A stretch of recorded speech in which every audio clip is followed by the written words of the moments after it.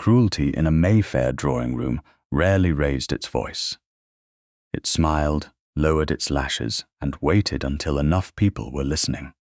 On the evening of the 7th of May 1817, beneath the chandeliers of Stratton House, Lady Jemima Stratton turned toward Miss Matilda Dacre with a sweetness so polished that several women leaned closer before they understood the blade beneath it. At 40, one mustn't mistake every dance for hope. The words landed during the pause between two pieces of music, when conversation had softened and the scrape of a chair could carry across the salon. Matilda sat near the wall beneath a gilt mirror, repairing a small separation in the finger of an old grey glove. The glove was hers. The silver thimble fitted over her right forefinger had belonged to her mother.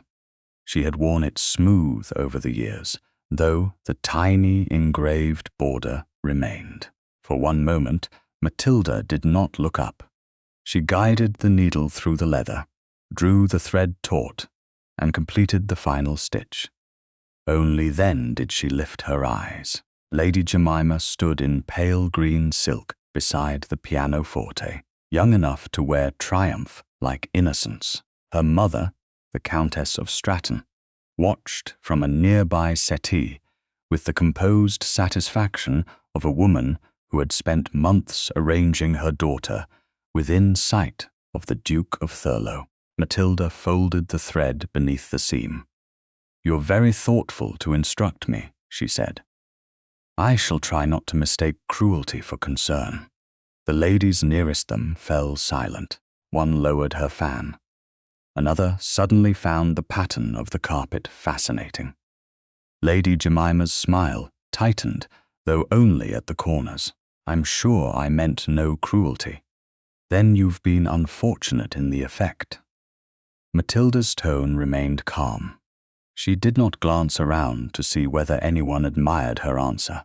That refusal to seek approval made the rebuke more complete. Across the room, Anthony Mandeville, 8th Duke of Thurlow, had been speaking with an elderly Viscount about subscription funds for widows of naval officers. He stopped listening at the precise instant Lady Jemima spoke. He did not move toward Matilda. A duke crossing a crowded room to defend a woman whom society had just called desperate would have ensured that every guest remembered her humiliation more vividly than her dignity. Instead, he watched. Matilda returned the needle to the blue sewing case on her lap. Her hand remained steady, but the tendons at her wrist had gone taut. Before she could close the case, an elderly lady near the tea table caught her sleeve against the edge of a silver tray. A cup tilted. The woman made a small, frightened sound as hot tea slid toward her gown. Matilda rose at once, caught the saucer, and turned her own folded shawl beneath the spill before it reached the silk. "There," she said quietly. "No harm done." The elderly lady stared at the stained shawl. "My dear, I've ruined it. You've improved it." The color was too severe. A relieved laugh escaped the woman, and the guests who had begun to turn toward the accident turned away again. Matilda had not merely prevented a stain. She had prevented a spectacle. Anthony saw the difference. He had noticed her before that evening, though she did not know it. He had seen her guide a shy companion through a hostile conversation without making the girl feel rescued. He had watched her correct a charitable account in private rather than expose the gentleman who had made the error. 6 months of small observations had taught him more than any formal introduction. What he saw now confirmed it. Humiliated before half the room, Matilda still protected another woman from the same fate. Lady Jemima also noticed, and her expression cooled. "Miss Dacre is always useful," she said to no one in particular. The Countess touched her daughter's wrist, warning her not to press too far. Matilda picked up the blue sewing case. Usefulness its advantages, she replied. It rarely requires applause. The musicians began again before Jemima could answer. Conversation resumed in scattered currents, but the balance of the room had changed. Some guests avoided Matilda because embarrassment was contagious.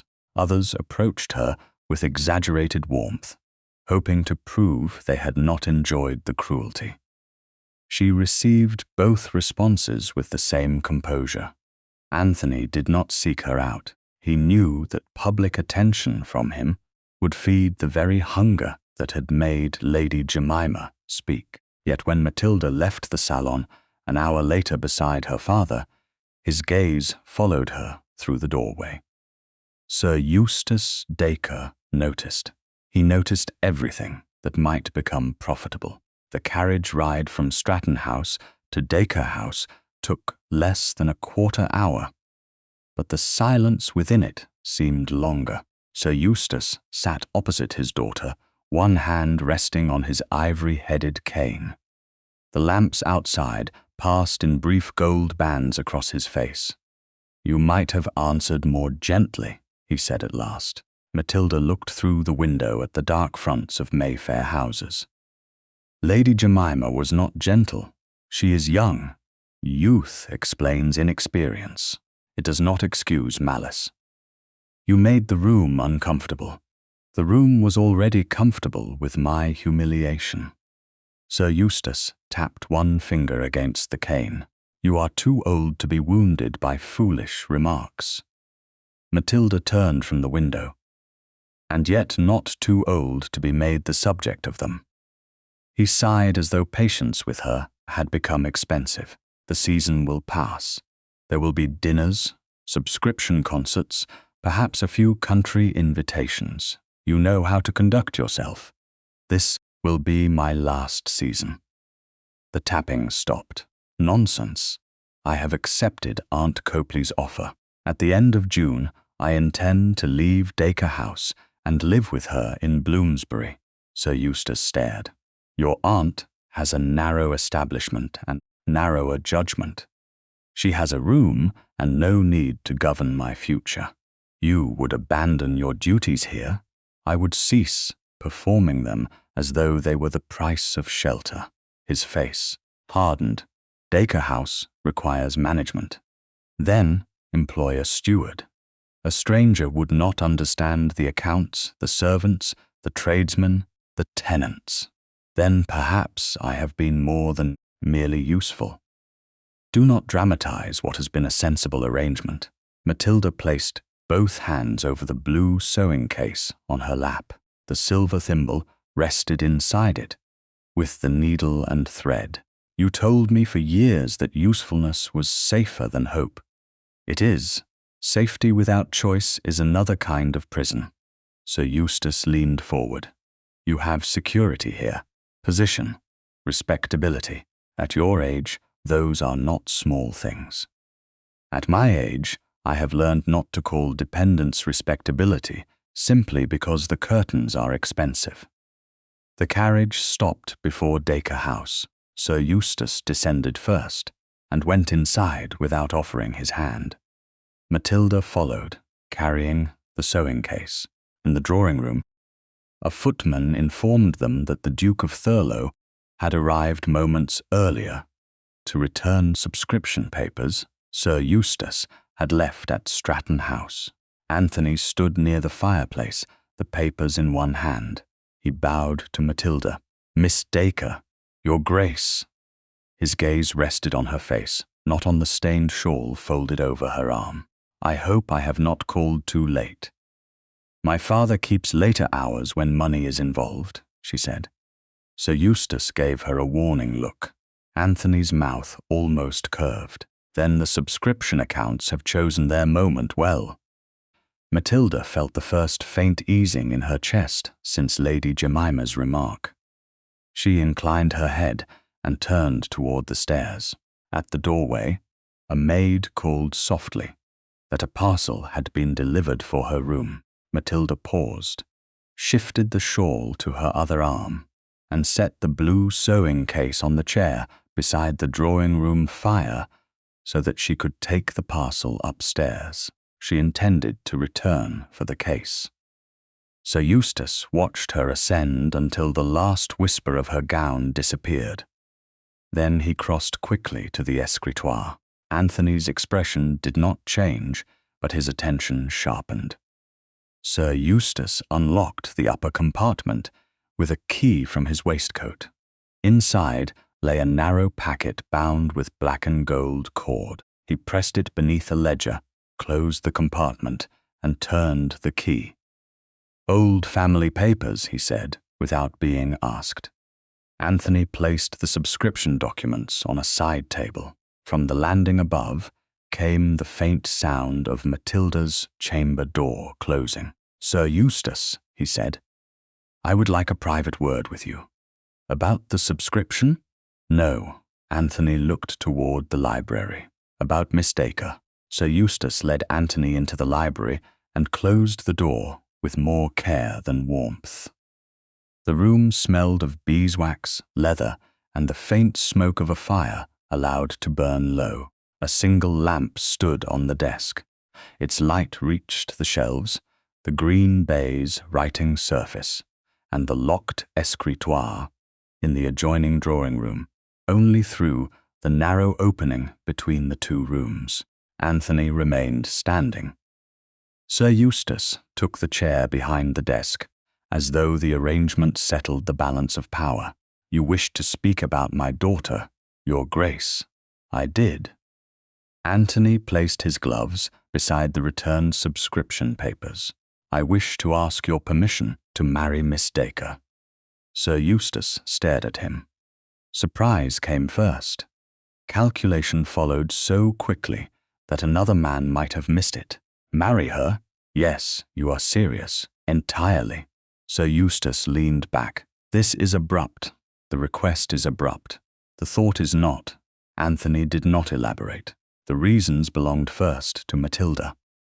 "Naturally, there are matters to be considered," Sir Eustace said. "Miss Dacre has a maternal trust, though the capital is modest. Dacre House has obligations. Certain debts have accumulated through no extravagance of mine, but through the cost of maintaining our position." Anthony's expression did not change. "I have not asked about Dacre House. Marriage joins families. It does not join every debt." Sir Eustace's fingers tightened on the chair arm. "A settlement would need to reflect propriety. Matilda has been supported here for 40 years.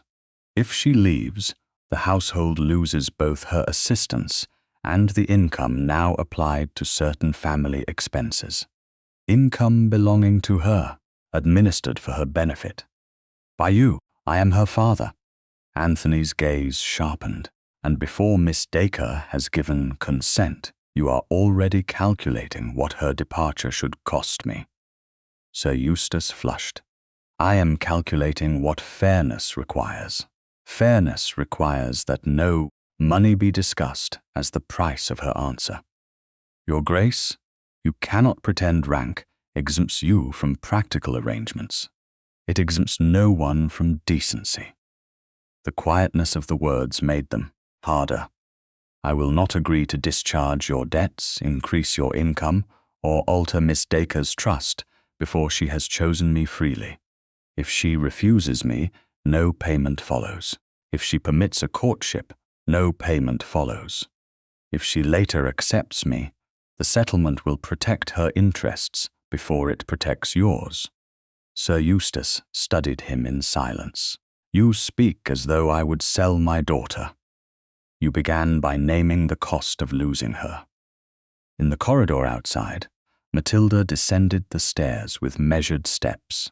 Halfway to her chamber, she had remembered the blue sewing case left on the drawing-room chair. The parcel delivered upstairs contained lace from Mrs. Copley and required no immediate answer. She had set it aside, then returned before the servants extinguished the lower lamps. As she entered the drawing-room, she heard her name through the partly closed library door. She stopped. "Matilda is no girl," Sir Eustace was saying. She understands duty. She will be relieved to have the matter settled. Anthony's reply came at once. Nothing is settled. She will accept. You cannot know that. I know my daughter. Matilda crossed the drawing room before caution could turn into retreat. The sewing case rested where she had left it, on the chair beside the fire. She lifted it, and the small brass clasp slipped beneath her thumb. The lid opened. The silver thimble rolled over the edge, struck the carpet, and made a faint sound near the library threshold. Both men turned. Matilda stood in the doorway, holding the open case. "I beg your pardon," she said. "I did not intend to interrupt a conversation concerning my future." Sir Eustace rose. "Matilda, this is a private discussion. About me, between gentlemen. That does not make me less present in its consequences." Anthony had already stepped toward the fallen thimble. He bent, picked it up, and held it between his fingers. The silver caught the lamplight. Before approaching, he looked at Matilda. "May I?" The question was simple.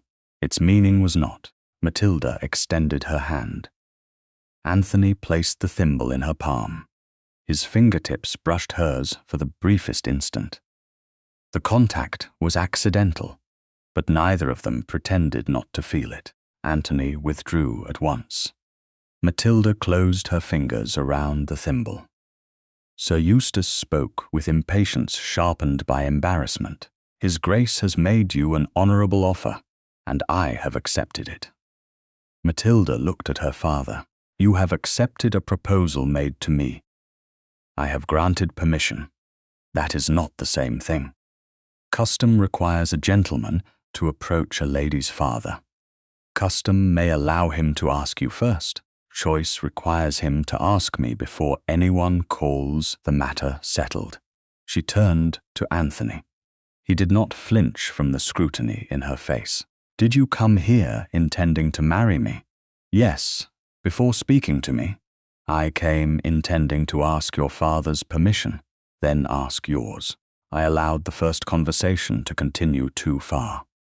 "You did. I am sorry." The apology carried no defense. Matilda placed the silver thimble back inside the sewing case and closed the lid. "Why?" Sir Eustace frowned. "Why what? Why does His Grace wish to marry me?" Anthony answered. "That deserves a fuller answer than I can give, while your father is attempting to negotiate your consent." Matilda's gaze moved between them. "Then perhaps marriage is too large a question for tonight." "I agree," Anthony said. Sir Eustace stared at him. "You agree? Miss Dacre has not refused me. She has said the question requires time." Matilda drew a breath. "I will not agree to marriage tonight. I may agree to a courtship." Something in Anthony's face eased, though he kept his posture restrained. "Under what conditions?" Sir Eustace made a sound of disbelief. "Conditions?" Matilda ignored him. 6 weeks." Anthony nodded. 6 weeks. No announcement of an engagement. Agreed. No private bargain with my father. No payment of his debts. No allowance, property transfer, or household arrangement tied to my consent. Agreed. Sir Eustace stepped around the desk. "Matilda, you cannot dictate financial terms to a duke. I am not dictating his finances. I am protecting my answer," she continued without raising her voice. "My maternal trust must be placed under independent trustees if the courtship proceeds toward marriage. Not my father, not you, men chosen for competence who do not benefit from the arrangement." Anthony replied, "Agreed. I will see every settlement draft before anyone expects my signature. I will receive copies. Nothing will be presented as settled until I have read and approved it." "Agreed. And if I say no at the end of 6 weeks, then I will accept it, without punishing my father through money or punishing me through society, without either." Sir Eustace's face had gone rigid. "This is absurd. You are treating courtship as a contract negotiation. Matilda looked at him. You began discussing compensation before I entered the room. The truth silenced him. Anthony did not hide the anger in his eyes, but he did not use it to take command. Miss Dacre, he said, may I ask you plainly, will you permit me to court you for 6 weeks with the intention of learning whether marriage is what we both want? Matilda held the blue sewing case against her waist. The silver thimble lay safely inside. She thought of Lady Jemima's smile, her father's certainty, and the extraordinary danger of hope returning after she had declared it finished. Yes, she said, you may court me under those terms. Anthony bowed, not as a duke accepting a prize, but as a man receiving permission. Thank you. Sir Eustace turned toward the fire. You may call it a courtship in this room. London will call it an engagement by breakfast. Matilda looked at him. Then London may be corrected. Sir Eustace gave a humorless laugh. London prefers a story to the truth. Anthony's gaze remained on Matilda.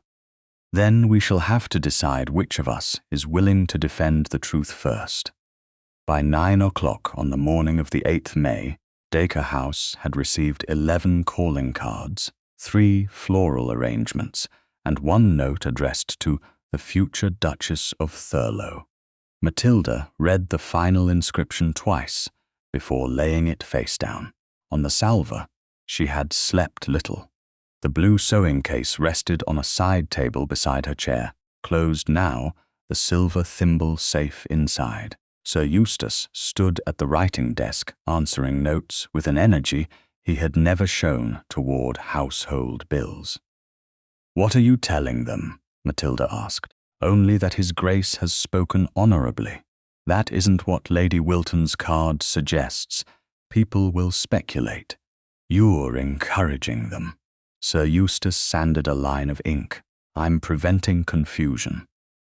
Matilda crossed the room and lifted the sheet before he could fold it. His reply thanked Lady Wilton for her congratulations and stated that an understanding between the families was nearly settled. This is false. It's prudent. It's an announcement by another name. You can't expect London to distinguish between a courtship and what it plainly intends to become. I can expect my father to distinguish between my consent and his convenience. She placed the sheet back on the desk. Rewrite it. Sir Eustace looked at her as though the command itself offended the natural order. Before he could answer, the butler entered to announce the Countess of Stratton and Lady Jemima Stratton. Their arrival before the proper depth of the morning call hour was its own declaration. They had not come to congratulate Matilda. They had come to inspect the damage. The Countess entered in mauve silk, her expression smooth with concern. Lady Jemima followed in pale blue, carrying a smile that had already decided how much sympathy to offer. My dear Miss Dacre, the Countess said, accepting a seat. We heard the most extraordinary news.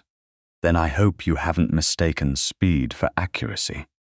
Lady Jemima's gaze moved to the flowers. Surely flowers are accurate enough. Flowers prove only that someone knows a florist. Sir Eustace stepped forward. His Grace addressed me last night. The arrangement is nearly settled. Matilda turned her head. No, it isn't. The Countess's brows lifted. Sir Eustace's jaw tightened. Matilda. His Grace asked permission to court me for 6 weeks. I agreed to a courtship. There's no engagement. Lady Jemima lowered her eyes with practiced delicacy. How sensible. A gentleman of such rank may need time to determine whether compassion can sustain an arrangement that society will examine closely. The insult was gentler than the one she had offered the night before, that made it more dangerous. Matilda met her gaze. Compassion is an admirable quality. So is accuracy. I recommend both. The Countess adjusted one glove. Jemima means only that unequal matches create pressure. His Grace is accustomed to a certain life, as am I. Of course, the Countess said, though not the same life. Sir Eustace gave a strained laugh, eager to turn humiliation into agreement. Differences can be managed through a proper settlement. Matilda felt the room narrow. No settlement has been discussed with my consent. Not yet, Lady Jemima said. But perhaps that's what makes the gesture so generous. The butler's announcement cut through the silence. His Grace, the Duke of Thurlow. Anthony entered without haste. He bowed first to the Countess, then to Lady Jemima, but his attention settled on Matilda. He did not look at the flowers or the cards. Miss Dacre, Your Grace. Sir Eustace moved quickly. We were just speaking of last night's understanding. Then, I hope it was described correctly. I informed the Countess that the matter is nearly settled. Anthony's expression remained calm. It isn't. The words fell with enough authority to stop even the Countess from arranging her face. Anthony continued. Miss Dacre has permitted me to court her for 6 weeks. There's no engagement. No settlement has been agreed. No announcement is authorized. Matilda had not expected pleasure to arrive so quietly. It came not from being defended by a duke, but from hearing him repeat her terms without softening them for society. Anthony glanced toward her. A small, private smile passed between them, gone before anyone else could claim it. Lady Jemima saw enough to lose colour. How very modern, she said. On the contrary, Anthony replied, a woman's answer is older than any settlement drafted around it. The Countess rose sooner than custom required. We'd never wish to intrude upon a private courtship. Then you'll forgive us for keeping it private, Matilda said. The Countess's farewell was flawless. Lady Jemima's was not. At the drawing-room door, she paused. I hope 6 weeks gives everyone time to understand what they truly want. Matilda answered, that's precisely its purpose. Anthony remained until the Strattons had reached the entrance hall. Then he turned to Matilda. May I ask whether I've already failed one of your conditions? Sir Eustace stiffened. Matilda looked toward the half-written reply on the desk. Not you. Anthony followed her gaze. Sir Eustace, any letter suggesting an engagement must be corrected. You can't control every rumour in London. No, I can control whether my name is used to support one. Sir Eustace gathered the paper with unnecessary force. Very well. A footman entered to say the Stratton carriage was ready and that the Countess had left a reticule behind. Matilda moved toward the hall to return it. Anthony stepped aside and offered his arm. He did not assume she would take it. Matilda saw Sir Eustace watching, saw the servants pretending not to watch, and placed her gloved hand upon Anthony's sleeve because she wished to, not because the room expected it. The contact was formal. The warmth beneath the dark cloth was not. Anthony waited until her hand had settled before walking. In the hall, Lady Jemima accepted the reticule without thanks. Her gaze dropped to Matilda's hand on Anthony's arm. How quickly 6 weeks begins, she said. Matilda released him only after the outer door closed. When they returned to the drawing-room, Sir Eustace stood before the escritoire. He had opened the upper compartment and was searching among ledgers with movements too sharp to be casual. For one instant, before his hand covered it, Matilda saw black and gold cord looped around a narrow packet. She remembered the glimpse from the previous night and felt the first clear prickle of suspicion. "What are you looking for?" she asked. Sir Eustace pushed the packet deeper beneath a book, a household account. He shut the compartment and turned the key. Anthony said nothing, but his gaze rested on the key in Sir Eustace's hand. A servant entered, carrying a letter that had arrived with the morning post. This was directed to Mrs. Copley, sir, but the messenger was told she's Miss Dacre's aunt and brought it here. Sir Eustace reached for it. Matilda moved first. It's addressed to Aunt Copley. The seal was plain. The sender's name, written in a cramped hand, read Samuel Voss. "Have it sent to Bloomsbury unopened?" she said. Sir Eustace looked at the name. Something in his face changed, then vanished. Voss was once a clerk here. Then my aunt may tell me why he's written to her. The letter left Dacre House within the hour. By late afternoon, Mrs. Copley had broken the seal at her own writing desk. The message contained no greeting beyond necessity. It said that years earlier, Sir Eustace Dacre had answered gentlemen in Matilda's name. It said Miss Dacre might never have seen the letters addressed to her, and before the final line, Samuel Voss had written one warning twice. Ask Sir Eustace about the originals before he has reason to move them. On the 10th of May, Hyde Park wore the fresh green of late spring, but Matilda noticed little beyond the folded letter in her lap. Mrs. Copley sat opposite her in the Duke of Thurlow's carriage, one gloved hand resting on the silver knob of her parasol. Anthony sat beside Matilda, near enough that she could hear the measured rhythm of his breathing whenever the wheels slowed, yet far enough to leave a deliberate space between them. The curtains had been tied back. Riders passed beneath the trees. Carriages rolled along the fashionable route at a pace designed to invite observation, and several heads turned when they recognized the Duke. Matilda had expected the attention. She had not expected how quickly the sight of it would sharpen her first question. "Why now?" Anthony looked toward her. "Why did I ask your father? Why did you wait until the same night I said I was finished hoping?" Mrs. Copley did not pretend the question surprised her. She looked out at the riders and gave them the courtesy of listening without interruption. Anthony rested one hand on the head of his cane. "I had noticed you for 6 months." Matilda's fingers tightened around the letter. 6 months. At subscription meetings, concerts, and 2 dinners where neither of us was seated close enough for a proper conversation.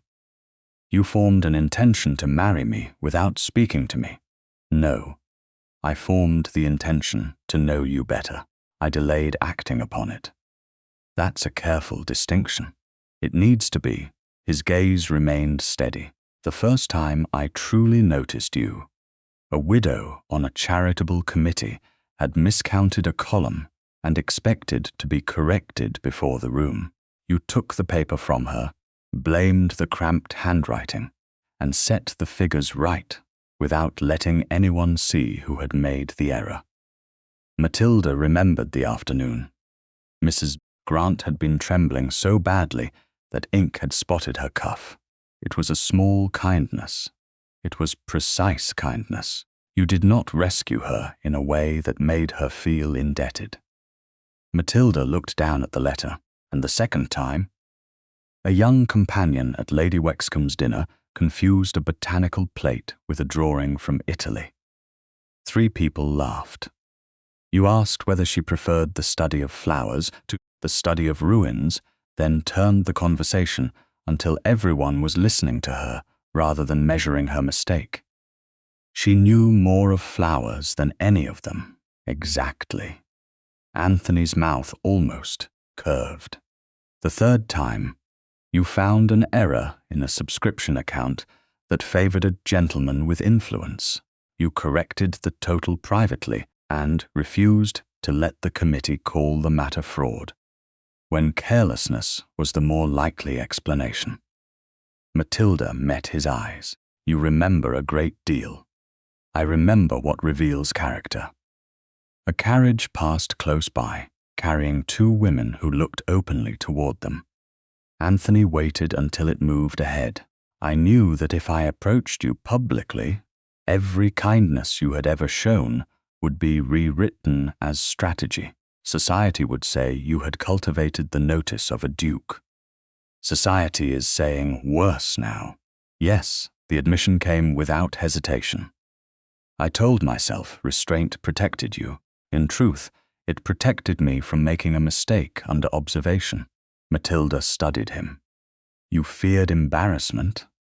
I feared using my rank carelessly. I also feared discovering that what I admired from a distance might not survive honest acquaintance. And did you think silence was more honorable? For a time. His expression changed, not dramatically, but enough for her to see discomfort beneath discipline. Then I heard you tell your father you intended to leave Dacre House. I understood that my caution had become another form of delay. I had preserved my certainty while leaving you to believe no one had seen you. The words reached the wound she had not meant to expose. Matilda looked toward the passing trees. No one has ever made me a formal proposal. Mrs. Copley turned from the window. Anthony did not offer disbelief, which would have made the confession harder. He simply listened. I've attended seasons, country visits, dinners, music aisles, and subscription events for more years than Lady Jemima has been out. Matilda continued. Men have danced with me. Some have been courteous. A few have seemed interested for an evening. None asked my father for permission to call seriously. None asked me to consider marriage. Anthony's hand tightened once around the cane. That was what you believed when you decided to leave. It was what I knew. Matilda lifted the folded letter until Aunt Copley showed me this. She handed it to him only after Mrs. Copley nodded. Anthony unfolded the sheet and read Samuel Voss's warning. The wheels moved over a rough patch, but his eyes did not leave the page. When he finished, he read it again. He says your father answered gentleman in your name. He says I may never have seen letters addressed to me. Do you recognize his name? Only as a former clerk. My father said yesterday that Mr. Voss once worked at Dacre House. I remember a thin man who kept the household books before leaving suddenly. I was never told why. Mrs. Copley spoke for the first time. Samuel Voss wrote to me because he believed Sir Eustace would intercept a letter addressed directly to Matilda. Anthony folded the sheet along its original crease. That belief appears justified. Matilda looked at him sharply. Do not mistake this for permission to act. He held the letter out to her. I won't. She took it. Their gloves did not touch. You have a solicitor, she said. Yes, and enough influence to locate a former clerk. Probably. I don't want him frightened into speaking. I don't want my father confronted before I understand what happened. I don't want a man questioned in my name while I wait in another room. Anthony inclined his head. Then tell me what you do want. The answer mattered because he did not offer a ready-made plan. Matilda looked toward Mrs. Copley, who gave a slight nod. Mr. Voss may be found and invited to Copley House. Not commanded. Invited. Agreed. Aunt Copley will be present. Of course. So will I. No one speaks to him before I arrive. No solicitor prepares his answers. No servant at Dacre House is questioned yet. Agreed. And if he refuses, then no one compels him. Matilda watched Anthony for some sign that he considered her caution inconvenient. She found none. You're willing to investigate only within those limits. I'm willing to help you learn what belongs to you. The decision to proceed is yours. The carriage slowed near the edge of the park, where Mrs. Copley's hired carriage waited to take her and Matilda back to Bloomsbury. Anthony descended first. Mrs. Copley followed with the footman's assistance. When Matilda reached the step, Anthony offered his hand. The gesture was formal, expected and easy to accept without meaning. Yet he did not look away when her gloved fingers settled into his. His hold remained steady as she descended. For the briefest moment after her feet reached the ground, neither moved. Matilda felt the warmth of his hand through 2 layers of kid leather. Anthony released her before the pause could become a claim. "I'll send word to Mr. Harlan today," he said, "only to locate Mr. Voss and extend the invitation. Nothing more, nothing more." Mrs. Copley's butler was waiting when they reached Copley House. He carried a second note addressed in the same cramped hand. "This arrived moments ago, madam." Mrs. Copley broke the seal in the drawing room while Matilda and Anthony stood on either side of her. The note contained only 4 lines. Samuel Voss wrote that there had been at least 3 letters over the years. Sir Eustace had dictated replies to each.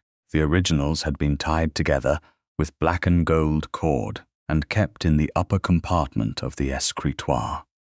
Matilda read the final line twice. "Ask him soon. Once he knows you remember, he may move them." On the 12th of May, Samuel Voss arrived at Copley House, carrying no packet, no copied letter, and nothing that could be mistaken for proof. He brought only memory, guilt, and the exhausted posture of a man who had spent years deciding whether cowardice became less shameful with age. Mrs. Copley received him in the front drawing room.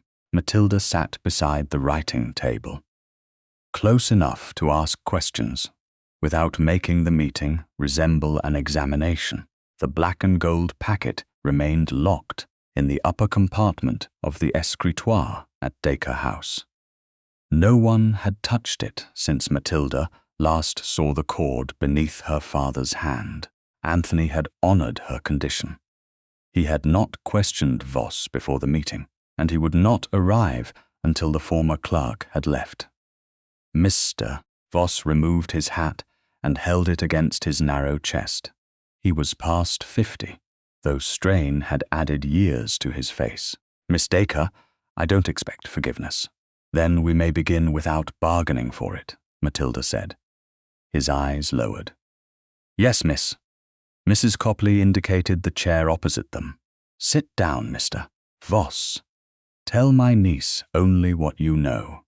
Voss obeyed, but he sat at the edge of the cushion as though prepared to be dismissed. "I entered Sir Eustace's service when I was 27. I kept household accounts, copied correspondence, and prepared fair versions of letters he dictated. I left 8 years ago." "Why?" Matilda asked. "Because I had begun to understand what I was helping him do." "You understood it before you left." "Some of it." His fingers tightened around the brim of his hat. "Not soon enough." Matilda kept her voice steady. "Begin with the first gentleman." Voss drew a breath. "Mr. Charles Bellamy, second son of Sir William Bellamy of Hampshire.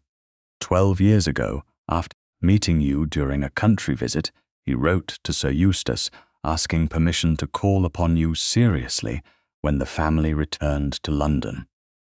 Matilda remembered Charles Bellamy, not his face at first, but a moment in a conservatory where he had listened while she spoke about her mother's collection of pressed ferns. He had later sent a book of botanical engravings to Dacre House. Sir Eustace had said it was a general gift to the household. Matilda had spent years believing she had imagined the warmth in Bellamy's attention. "What did my father answer?" "He said you did not wish to marry a man whose principal home would be outside London." "I never said that." "I know. Did Mr. Bellamy write again?" "Once. He asked whether he might hear the refusal from you." Sir Eustace dictated another reply, stating that the matter would only embarrass you. Matilda's hand rested flat on the table, and the second gentleman, Lord Andrew Felton, younger brother to the Earl of Meryton. 7 years ago. He asked permission to begin a formal courtship.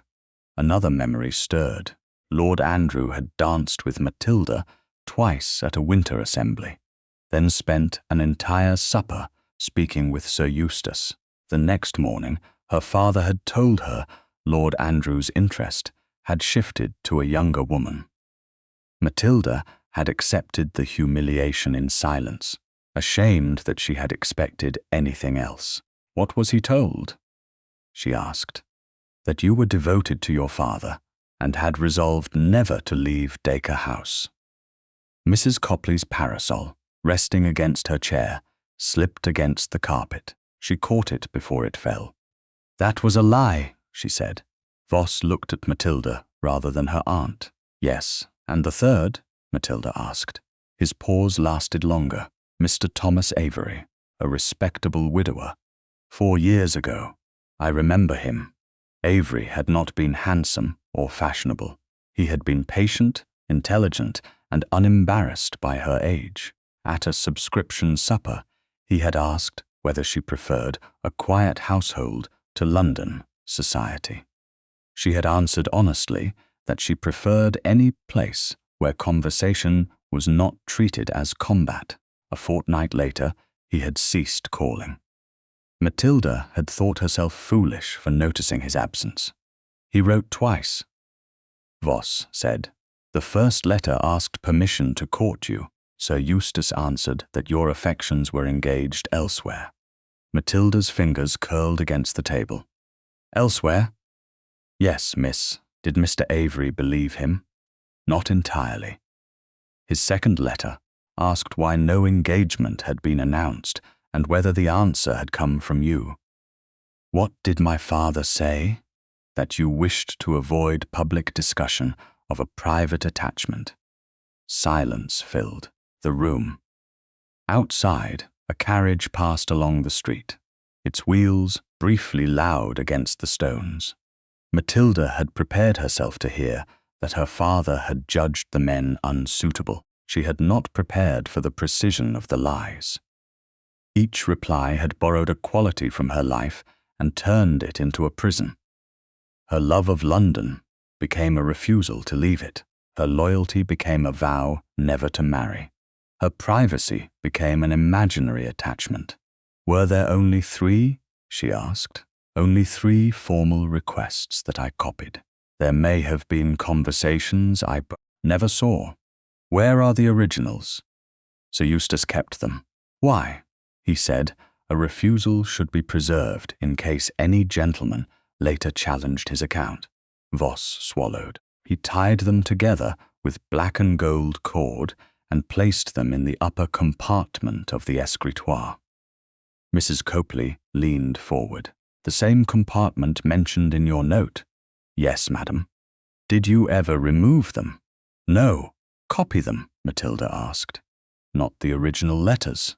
I copied Sir Eustace's replies into the correspondence book before dispatch." "Where is that book?" "I don't know. He ordered several old volumes destroyed after I left." "So you have no surviving copy?" "No." Voss's shame deepened. "Only what I remember." Matilda studied him. "Why did you write now?" "I heard that the Duke of Thurlow had asked to court you. Then I heard Sir Eustace was speaking of arrangements as those your consent had already been given." His voice roughened. "I thought of the letters. I thought of what he said each time a gentleman asked." "What did he say?" Voss looked toward the window before answering. The exact words changed. The meaning didn't. After Lord Andrew's request, Sir Eustace said, "Miss Dacre is indispensable to her father's household." Mrs. Copley's expression hardened.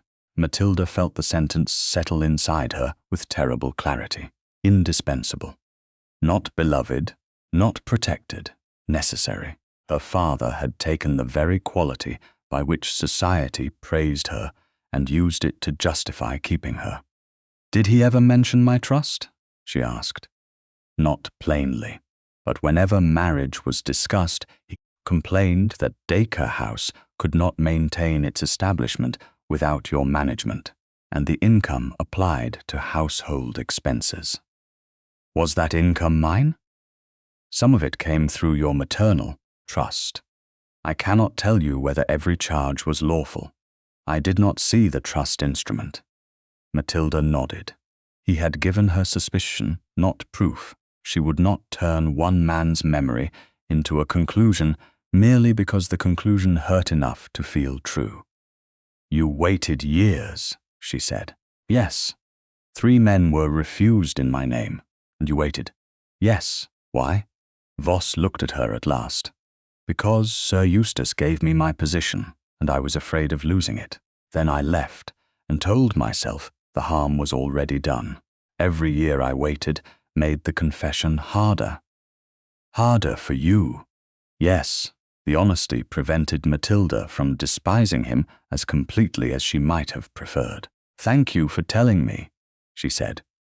Relief flickered across his face. She stopped it before it became absolution. That isn't forgiveness. I know. If the letters remain where you say, your testimony may help recover them. If they've been moved, I may need you to repeat everything before solicitors. I will.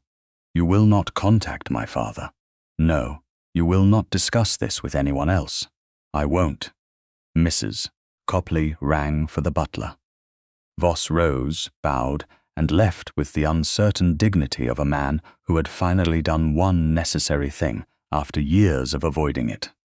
Anthony arrived 20 minutes later. By then, Matilda had moved to the window. Mrs. Copley remained in the room, but sat near the writing desk, allowing them distance without abandoning propriety. Anthony entered, looked once at Matilda's face, and did not ask whether the meeting had gone well. Mr. Voss has left. Yes. Did he confirm the letters? 3 of them. Matilda told him the names, the dates, and the lies. Anthony listened without interruption. When she reached Thomas Avery and the invented attachment, her voice faltered for the first time. She pressed her fingertips against the window ledge. The worst of it isn't that I might have married one of them, she said. I don't know whether I would have. Perhaps I would have refused all 3. Of course. The worst is that I believed no one had ever wanted even the chance to ask. Anthony's face held no pity. The absence of it made honesty possible. I built an entire understanding of myself around that silence, she continued. I told myself I was sensible, useful, beyond disappointment. All the while, my father had manufactured the emptiness, and then taught me to accept it as proof of my worth. Anthony came one step closer, then stopped. May I take your hand? Matilda looked at the hand he offered, palm open between them. This was not the formal assistance of a carriage step or the accidental brush of fingertips over a fallen thimble. It was a request to share the weight of what she had learned. She placed her hand in his. Anthony closed his fingers gently around hers. Nothing about your worth began when I entered that library, he said. Nothing your father concealed can diminish it. Matilda held his gaze. Do not promise to fix this. I won't. Do not confront him without me. I won't. Then ask me what I want. His thumb remained still against her glove. What do you want, Matilda? It was the first time he had used her given name. The sound of it was quiet, careful, and more intimate than flattery. I want to confront my father before a solicitor does, she said. I want Aunt Copley present. I want you available as a witness only if I ask, and I want the letters recovered without allowing him to destroy them. Anthony inclined his head. Then that is what we'll do. Matilda let him hold her hand for one more breath before withdrawing it. This afternoon, she said, before he learns, Mr. Voss has spoken. At Dacre House, the black and gold packet still lay beneath a ledger in the locked escritoire. Sir Eustace had not moved it. Yet, Sir Eustace avoided the confrontation for 3 days. On the afternoon of the 12th of May, he claimed a headache. The following morning, He left Dacre House before breakfast and returned after Matilda had gone upstairs. On the 14th May, he sent word that household accounts required his attention. Matilda did not pursue him through corridors or plead at locked doors.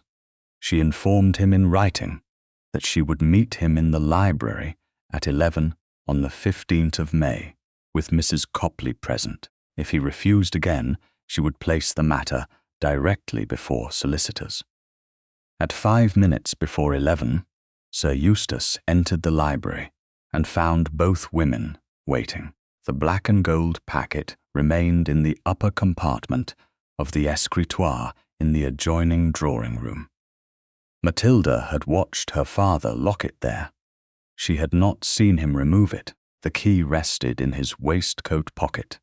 He took the chair behind the writing desk. "You have made this unnecessarily theatrical." Matilda remained standing. "You answered 3 gentlemen in my name. I protected you from 3 unsuitable men. You lied to them. A refusal expressed with tact is not a lie. You told Mr. Avery that my affections were engaged elsewhere. It spared him humiliation. It spared you inconvenience." Sir Eustace glanced toward Mrs. Copley. "You have filled her head with accusations, Mrs." Copley settled one gloved hand over the other. "Matilda's head has never required filling. It has required room." His attention returned to his daughter. Bellamy was a younger son without sufficient prospects. Felton depended upon an elder brother. Avery was a widower. "Those judgments might have influenced me," Matilda said. "They did not entitle you to invent my answer. You would have left Dacre House." The words came too quickly. Sir Eustace corrected himself. "You might have made an imprudent marriage." Matilda heard the truth beneath the amendment. "Give me the letters. They were addressed to me. They concerned me. Family correspondence belongs to the head of the family." "Then why did you hide it?" Sir Eustace rose and crossed to the adjoining room. His hand touched the key in his pocket, but he did not unlock the escritoire. Instead, he returned carrying a ribbon-bound set of papers from another drawer. "You are determined to quarrel over the past, while a far more advantageous future is before you." He placed the document on the desk. "His Grace wishes to marry you. A proper settlement will secure everyone's position." Matilda did not reach for it. "Everyone's? Marriage joins families. It cannot be treated as though Dacre obligations vanish when you change your name. My name has not changed. Not yet." He pushed the document toward her. "Read it." Matilda sat at last. The pages were written in her father's formal hand, with enough legal language to disguise what the principal clauses demanded. She read the first marked section. Anthony would discharge the outstanding debts attached to Dacre House before the wedding. The second preserved Sir Eustace's authority over the income of her maternal trust. The third granted him an annual allowance in recognition of household obligations he had borne during Matilda's unmarried years. She read the clauses again, more slowly. Her father had hidden offers of marriage, used her labor to preserve his household, and now proposed that Anthony compensate him for losing what he had taken. "You expect His Grace to pay your debts," she said. "He can afford them." "That was not my question. The amount is insignificant to Thurlow and indispensable to you." Sir Eustace's mouth hardened. "Dacre House has maintained your position for 40 years. I have maintained Dacre House for much of the last 12. You managed servants and accounts. Do not confuse domestic usefulness with property." Matilda looked toward the adjoining room. The escritoire stood closed. "You have made that confusion whenever it benefited you." She reached for the pen. Sir Eustace moved around the desk. "What are you doing?" reading my future in my own hand. She drew one firm line through the clause requiring Anthony to discharge Dacre debts. She crossed out the annual allowance. Then she struck through the provision preserving her father's control over the trust.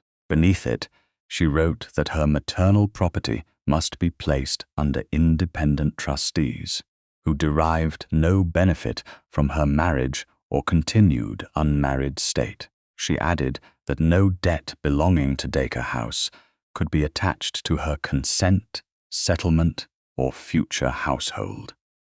The scratch of the pen seemed louder than her father's breathing. When she finished, she signed nothing. "This is not negotiation," Sir Eustace said. "No," Matilda replied. "It is refusal." She turned to Mrs. Copley. "Please ask the butler to admit His Grace and Mr. Harland." Sir Eustace stared. "They are here." "I asked them to wait in the morning room because I wanted to hear your explanation before anyone answered for me." Mrs. Copley rang. Anthony entered moments later with Mr. Harland, the solicitor from Chancery Lane. Anthony's eyes went first to Matilda, then to the altered document. He did not ask whether she needed rescuing. "You wished us called?" "Yes." Matilda passed the papers to Mr. Harland. "This draft requires His Grace to pay my father's debts, permits my father to retain control over my trust, and grants him an allowance for having kept me unmarried. I have rejected those provisions." Mr. Harland read her corrections. "They are unambiguous, Miss Dacre." Sir Eustace spoke sharply. "That paper belongs to me. It was presented as a proposed marriage settlement," Mr. Harland replied. "It will remain in my file with the dated rejection." Anthony looked at Sir Eustace. "No debt of Dacre House will be paid in exchange for Miss Dacre's consent.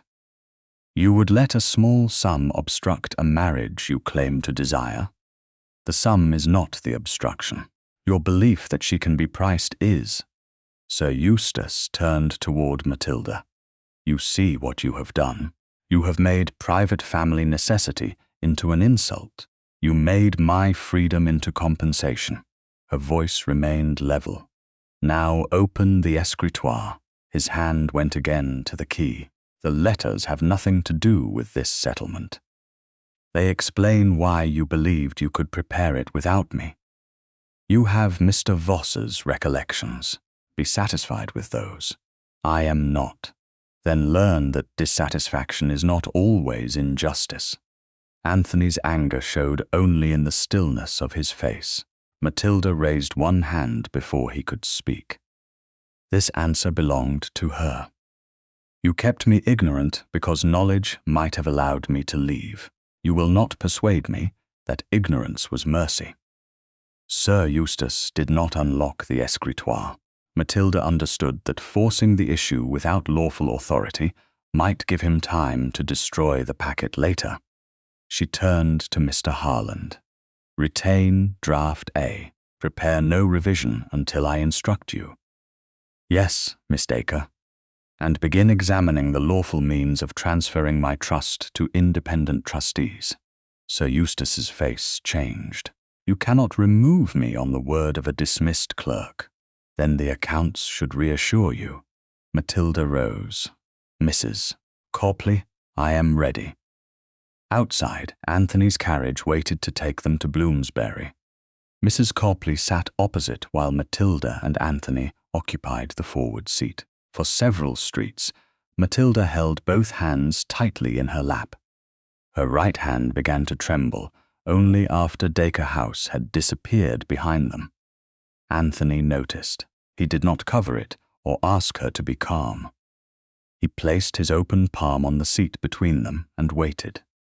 Matilda looked at the offered hand. In the library, her father had written terms, as though her silence had already signed them. Here, nothing moved until she chose. She placed her hand in Anthony's. His fingers closed gently around hers. He did not stroke her glove or lift her hand. He simply held it while the carriage rolled toward Bloomsbury. The trembling eased by degrees. "You were angry," Matilda said. "Yes. You let me speak. It was yours to say." She looked at their joined hands. Most men with power believe waiting is a form of weakness. Most men with power are taught that power proves judgment. Anthony's voice lowered. "I have feared becoming such a man. Today I understood how easily the fear itself can become pride." Matilda turned toward him. "Then remember this feeling when you are tempted to decide what protects me. I will." The carriage slowed before Copley House. Anthony loosened his fingers, but did not withdraw first. Matilda held his hand for one final breath, then released it. That evening, after Dacre House had gone quiet, Sir Eustace returned to the writing desk. Draft A was gone with Mr. Harland. Beneath a blotting sheet lay a clean hand-written duplicate, untouched by Matilda's corrections and bearing no signatures. He folded Draft B into a plain cover and sent it by trusted servant to Stratton House. Lady Jemima received it before 9. Sir Eustace's note contained a single instruction. "Let society see what Thurlow is willing to pay for her by the evening of the 20th of May." The rumour had travelled farther than the truth, and arrived better dressed. It no longer said that the Duke of Thurlow was courting Miss Matilda Dacre under conditions of her own choosing. It said he had agreed to rescue an aging spinster, settle her father's debts, and preserve a family too embarrassed to admit what had been purchased. Stratton House shone beneath hundreds of candles, every mirror multiplying the light, and every guest pretending not to notice when Matilda entered with Mrs. Copley. Conversation did not stop. It changed shape. Anthony stood near the pianoforte, speaking with Lord Wexcombe. The moment he saw Matilda, his attention settled on her with such complete steadiness that the room around him seemed to recede. He crossed to her without haste. "Miss Dacre, Mrs. Copley." His bow was formal. His eyes asked what propriety would not permit him to say before witnesses. "Are you certain you wish to remain?" Matilda answered with a small inclination of her head. She had come because silence after accusation could be used as easily as speech. "You look very composed," Anthony said. "That's fortunate." Half the room expected collapse. A restrained warmth touched his mouth. "Then half the room has misunderstood you again." He offered his arm and waited. Matilda looked toward Lady Jemima, who stood beside her mother in pale ivory silk. Sir Eustace was positioned several paces away, holding a glass he had not raised. He avoided Matilda's eyes. The sight of him near the Strattons confirmed what she had suspected, since the clean duplicate disappeared from his desk. Still, she would not accuse him before she saw what Jemima intended to do. Matilda placed her gloved hand on Anthony's sleeve. He did not cover it with his own. He simply adjusted his pace to hers as they crossed the room. The musicale began with civility sharp enough to draw blood. Lady Jemima performed a song about devotion, sacrifice, and a gentleman who gave up fortune for love. Her voice was accomplished. The applause was generous. When the final note faded, she remained beside the pianoforte while the musicians lowered their instruments. "How strange," she said, looking toward the assembled guests, "that society praises sacrifice in music, but distrusts it when a gentleman makes one in life." The Countess of Stratton smiled. "You have become philosophical, Jemima. Only observant, Mamma. We speak so warmly of devotion. Yet sometimes devotion is required to bear a very practical cost." A few guests laughed because they had not yet realized where the cruelty was moving. Lady Jemima reached toward the music stand and lifted a folded document. Matilda recognized her father's handwriting before Jemima opened the first page. Draft B. It bore none of Matilda's corrections. Sir Eustace remained silent. This paper came into my possession through a gentleman concerned that society has been invited to admire what is, in truth, a financial arrangement. Jemima continued, I would never expose private business without necessity. But when private bargains are presented as romantic virtue, silence becomes dishonest. Anthony became utterly still beside Matilda. She felt the tension beneath his sleeve, but he did not move before her. Jemima read the clause requiring the Duke of Thurlow to discharge the outstanding debts of Dacre House. She read the annual allowance proposed for Sir Eustace. She read enough of the trust provision to suggest that Matilda's maternal property would remain under her father's direction, while Anthony paid for the privilege of taking her away. She did not mention that the draft had never been agreed. She did not mention that it bore no signatures. She did not mention that Draft A, marked in Matilda's hand, had been formally rejected and retained by Mr. Harland. When Jemima finished, the silence in the room was no longer curiosity. It was judgment. Matilda saw the conclusion pass through the faces around her. A woman of 40 had not been chosen after all. She had been made affordable.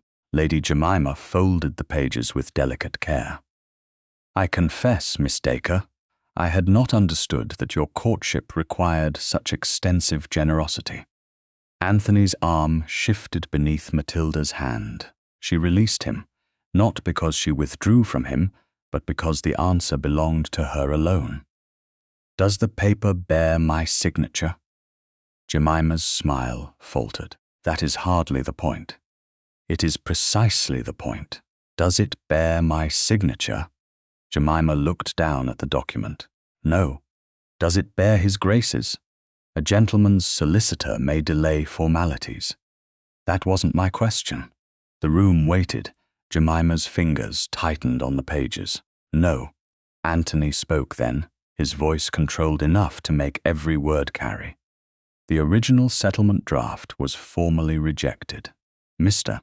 Harland retains it in his file, marked with Miss Dacre's corrections and my refusal to discharge the debts of Dacre House. A murmur passed through the guests. Sir Eustace stepped forward at last, rejected only in its present form. Settlements are negotiated. Matilda turned toward him, not by handing an unsigned duplicate to Lady Jemima. I allowed her to see a draft, he said. I did not tell her to read it before a room. You gave her a document stripped of every correction I made. You made demands no sensible family could accept. Independent trustees are not an insult to a sensible family. They are a threat only to someone who expects control. Sir Eustace's face darkened. Lady Jemima lifted her chin. You cannot deny that Dacre House has debts. I don't deny my father's debts. Matilda looked around the room. I deny that they are the price of me. Surely gratitude is not too much to expect, Jemima said. At your age, many women would consider such generosity providential. The cruelty landed where it had been aimed. Matilda felt every season she had endured gather behind the words. Too old to hope, too fortunate to object, too grateful to demand choice. She kept her shoulders straight. My age does not turn coercion into gratitude. No one moved. Matilda continued. I crossed out every clause requiring his grace to pay my father's debts. I rejected the allowance. I required independent trustees. I signed nothing. His grace signed nothing. If you wished to know whether I had sold myself, you needed only to ask whether I had consented. Lady Jemima's colour rose. And we have only your word for those corrections. You also have mine, Anthony said. Draft A exists.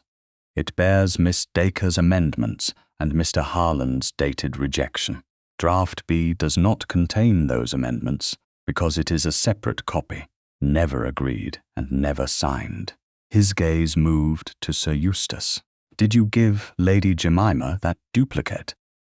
Sir Eustace looked toward the Countess, then toward the guests who had once depended upon his social certainty.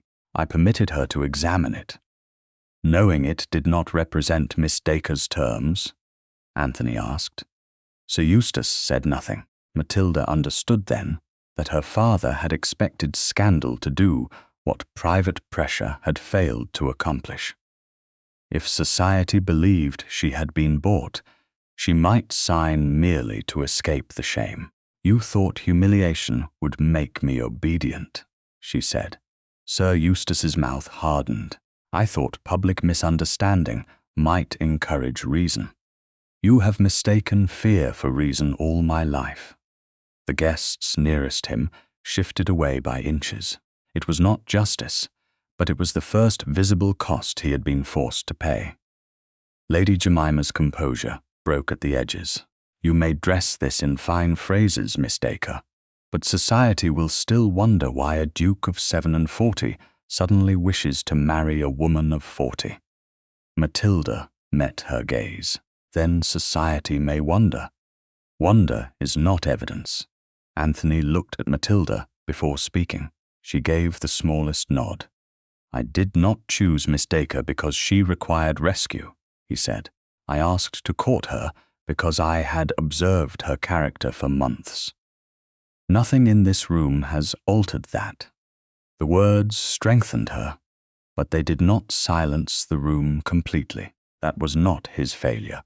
Some people preferred suspicion because truth demanded shame from them. Anthony leaned closer without touching. "Do you wish to stay?" he asked quietly. Matilda looked at the faces around her. Some were embarrassed, some were fascinated. A few were waiting for tears they could recount at breakfast. She had answered the accusation. Remaining would only feed their appetite. "No," she said. "I wish to leave." Anthony offered his arm. Matilda took it freely. Mrs. Copley joined them, her expression severe enough to clear a path. No one attempted to stop them. In the entrance hall, the servants brought Matilda's wrap. Anthony waited until the drawing-room doors had closed behind them. "I should have anticipated this." "You didn't give Jemima the paper?" "No, but I knew your father would strike somewhere." "Then don't make his choices your guilt." Anthony looked toward the outer door, where rain had begun to darken the steps. "I intend to put an end to this." The finality in his voice troubled her more than comforted her. "How?" she asked. A footman opened the door. Anthony did not answer before Matilda entered the carriage. As it pulled away, she looked back through the glass and saw him standing beneath the portico, already turning toward a plan he had not asked her to approve. The first sign that Anthony had acted without her arrived before his letter. At 10 o'clock on the morning of the 20th May, Lady Bexley was shown into the drawing-room at Dacre House, wearing the solemn expression of a woman who had come to offer comfort and hoped to find fresh misfortune.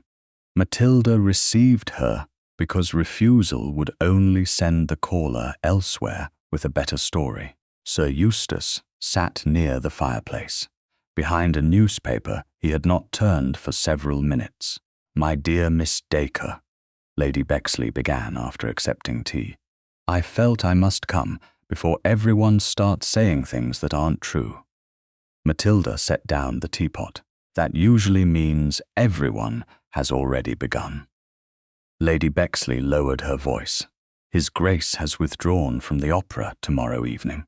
He has also asked Lord Wexcombe to discourage any announcement concerning an engagement." Sir Eustace looked up with carefully arranged surprise. "Has he?" The performance was too exact. Matilda turned toward him. "You knew?" Her father folded the newspaper. "The Duke sent word this morning. He considered it wiser to quiet the matter after Lady Jemima's display. He sent word to you. I am your father." Lady Bexley glanced between them, alert beneath her concern. Some are saying His Grace has reconsidered.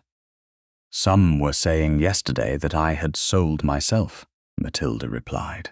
London appears determined to misunderstand me in opposite directions. Lady Bexley coloured. I don't believe anything unkind.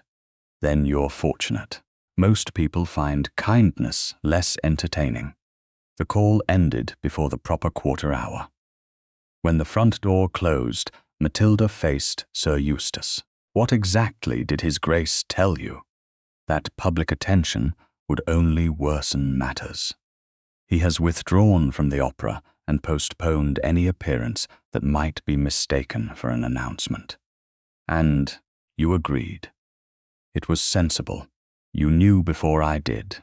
He said he would write. As if the household had been waiting for those words, the butler entered with a sealed letter on a salver. Anthony's seal was unbroken. Matilda took it upstairs and closed her chamber door before opening it. The message was concise and courteous. Anthony had cancelled the opera because every stare would become another weapon. He had asked Lord Wexcombe to discourage engagement rumours until the settlement scandal could be answered with evidence.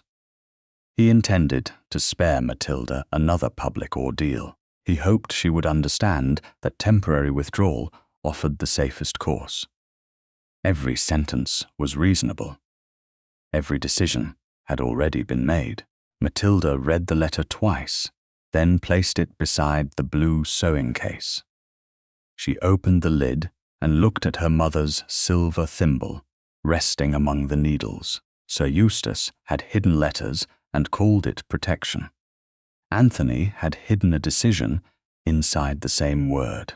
The likeness was not complete, but the injury was close enough to make her hands cold. By 1 o'clock, Matilda stood in Mrs. Copley's drawing-room in Bloomsbury. Her aunt had sent Anthony a note requesting his immediate presence. Mrs. Copley remained near the window with her embroidery, close enough to satisfy propriety and wise enough not to interrupt. Anthony entered without his usual composure.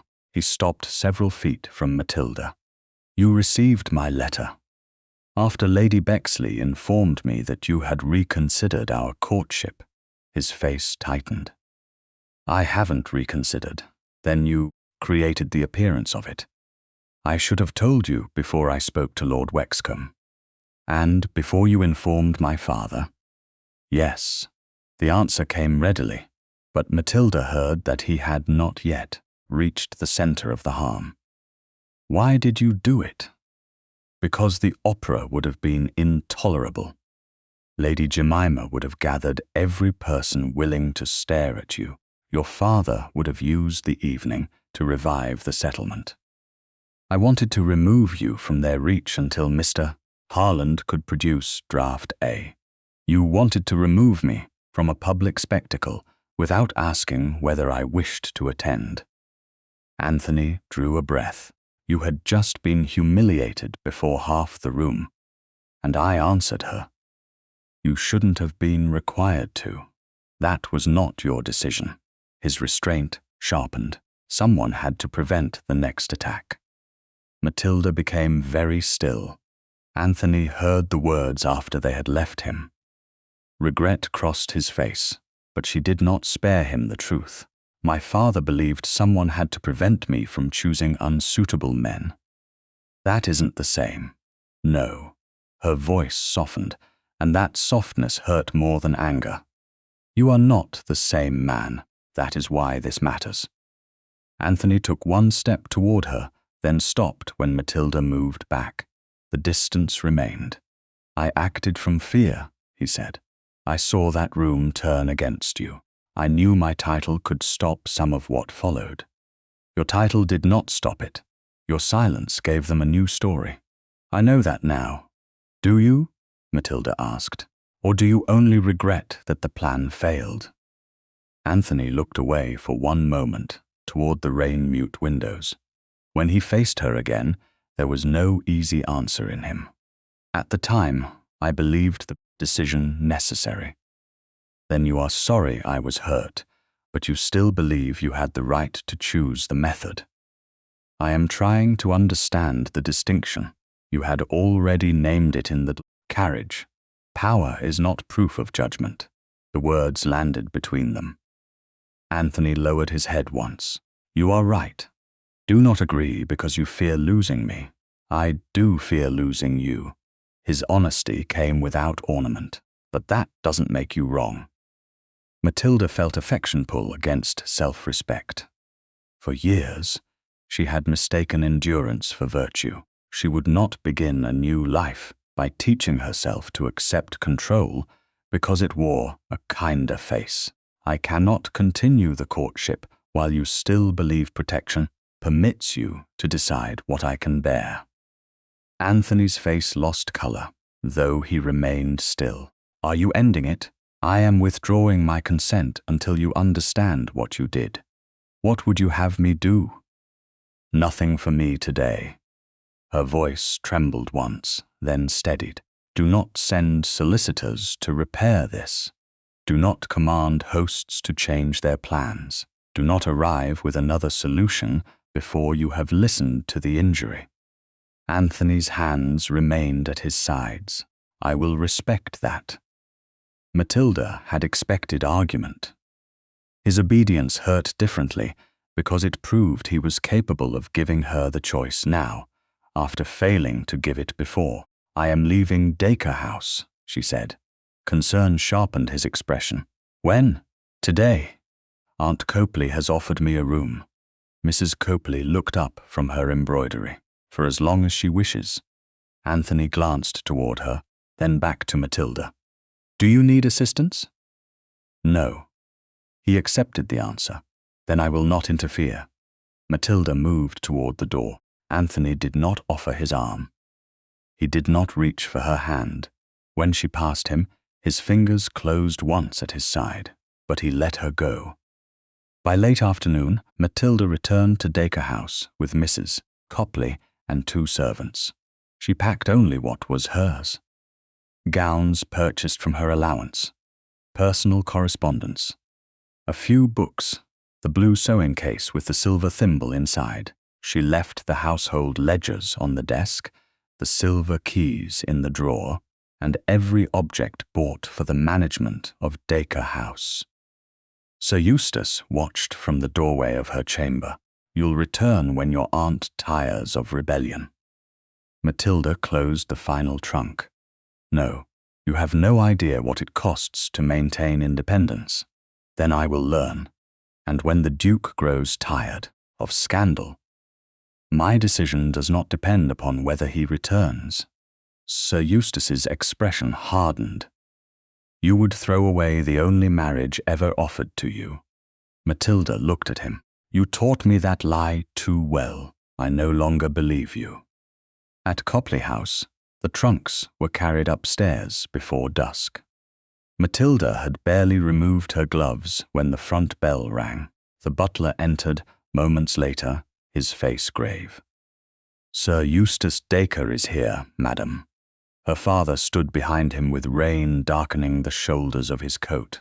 One hand was thrust inside it, gripping a narrow packet bound with black and gold cord. You wanted the past, he said. I have brought it, but if you refuse to come home, I may decide it is better burned. That same evening, the 20th May, Sir Eustace's threat did not produce the obedience he expected. It produced silence. Mrs. Copley rose from her chair and closed the drawing-room door. Her butler remained inside, not blocking the entrance, but standing where no movement could pass unnoticed. Matilda faced her father across the carpet. Rain marked the windows in fine silver lines. The black and gold packet lay half concealed beneath his coat, exactly where it had rested in the locked escritoire for years. Take your hand away from it, Matilda said. Sir Eustace gave a short laugh. You have no authority to command me in this house. Then I am not commanding you. I am telling you that if you damage those letters, you destroy property that concerns me.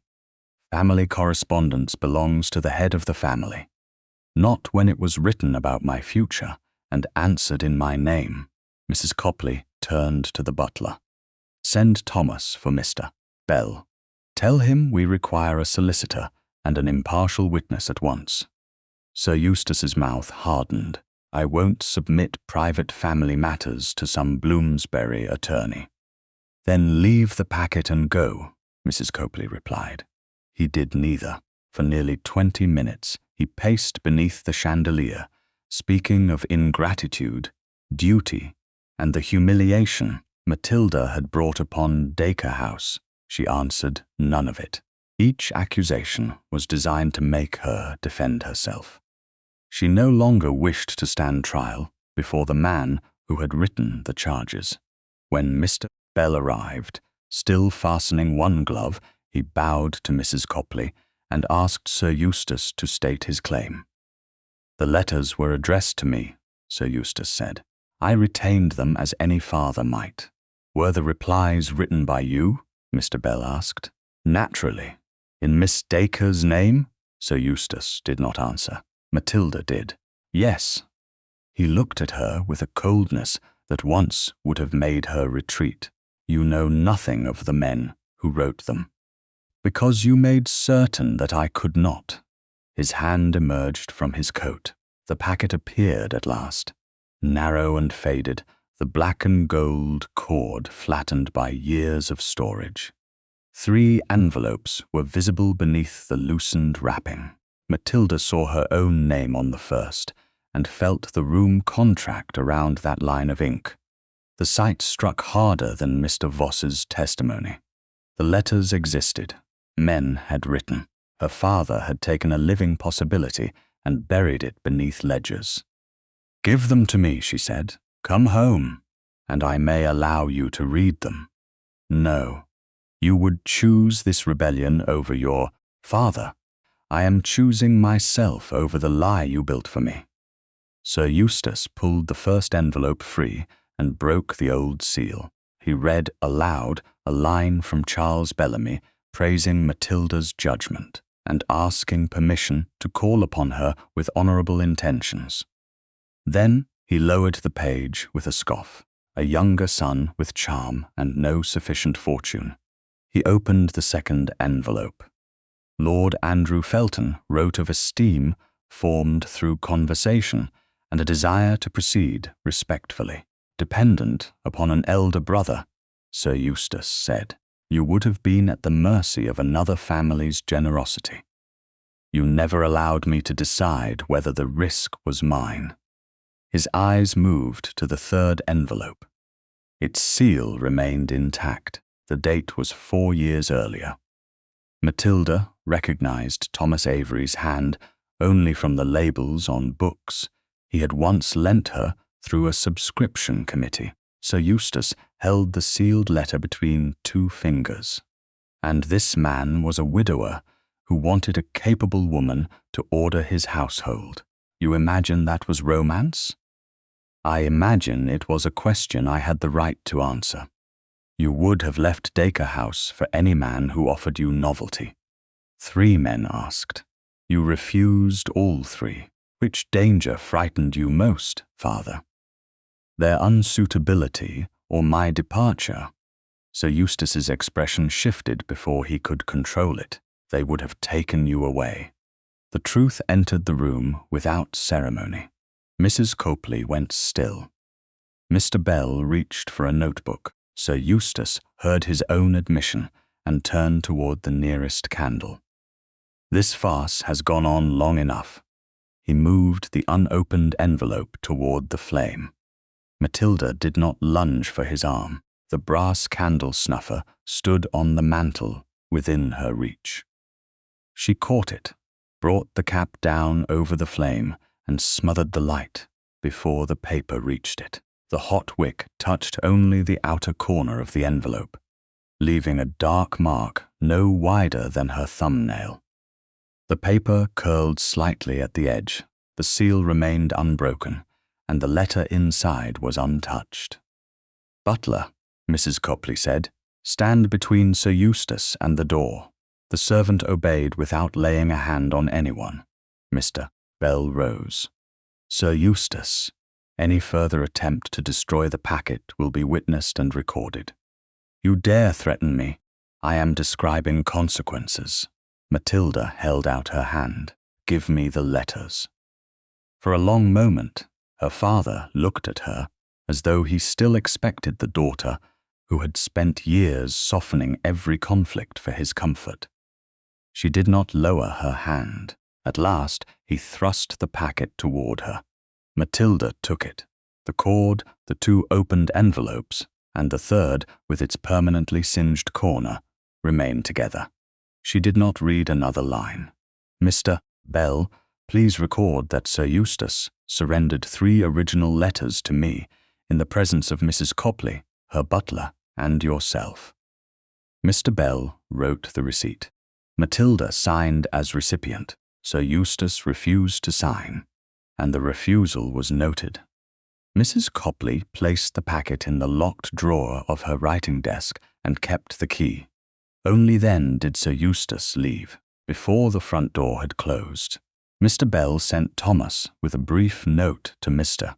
Harland stating that the packet had been secured.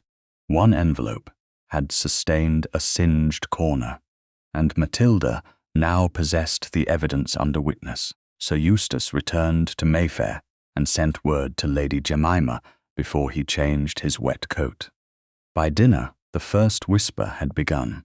Samuel Voss had been bribed. The letters were forgeries. Miss Dacre had invented vanished admirers to trap a duke who had already begun to withdraw. Anthony arrived at Copley House after the packet had been locked away. Mr. Harland's message had reached Thurlow House within the hour. Anthony entered the drawing room without the certainty he usually carried into public rooms. His gaze moved first to Matilda, then to Mrs. Copley's locked desk, and finally to the candle with its blackened wick. "Were you harmed?" he asked. "No. One envelope was singed at the corner. The seal and the letter inside are intact." Relief crossed his face. "And the packet?" "In my aunt's desk. I am its possessor now." Mr. Bell recorded the transfer. Anthony inclined his head. "You secured it without me?" "Yes." There was no triumph in her answer, only fact. He looked down for a moment, then met her eyes. "I owe you an apology that does not begin with what I intended." Matilda said nothing. "I decided that your pain gave me the right to manage your choices. I called it protection, because the word allowed me to believe I was different from your father."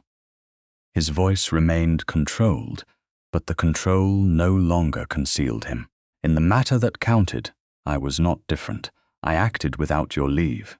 I made you smaller so that I could feel useful. I am sorry." There is no excuse. Matilda had expected regret. She had not expected him to name the harm so precisely. "You frightened me," she said, "not because you cancelled an evening, because I saw how easily affection could become another form of authority." "I understand." "Do you?" "I am beginning to." He did not move closer. "I will not ask you to restore the courtship because I have said the correct words. I will not ask for forgiveness as payment for remorse." The distance between them remained untouched. "May I ask one thing?" "You may ask." "May I hold you?" His hands stayed at his sides. Matilda looked at the man who had failed her, returned without defense, and waited. The strain of the evening rose through her at last. The letters, her father's voice, the blackened corner of the envelope. 12 stolen years. She stepped forward before pride could disguise itself as strength. Anthony opened his arms only when she entered them. He held her with careful steadiness, one hand between her shoulders and the other, resting lightly at her upper back. Matilda pressed her face against his coat and allowed herself to tremble. Then she lifted her arms and held him in return. He did not promise revenge. He did not tell her to be brave. He remained until her breathing steadied. When Matilda stepped back, Anthony released her at once. "This is not forgiveness completed," she said. "I know."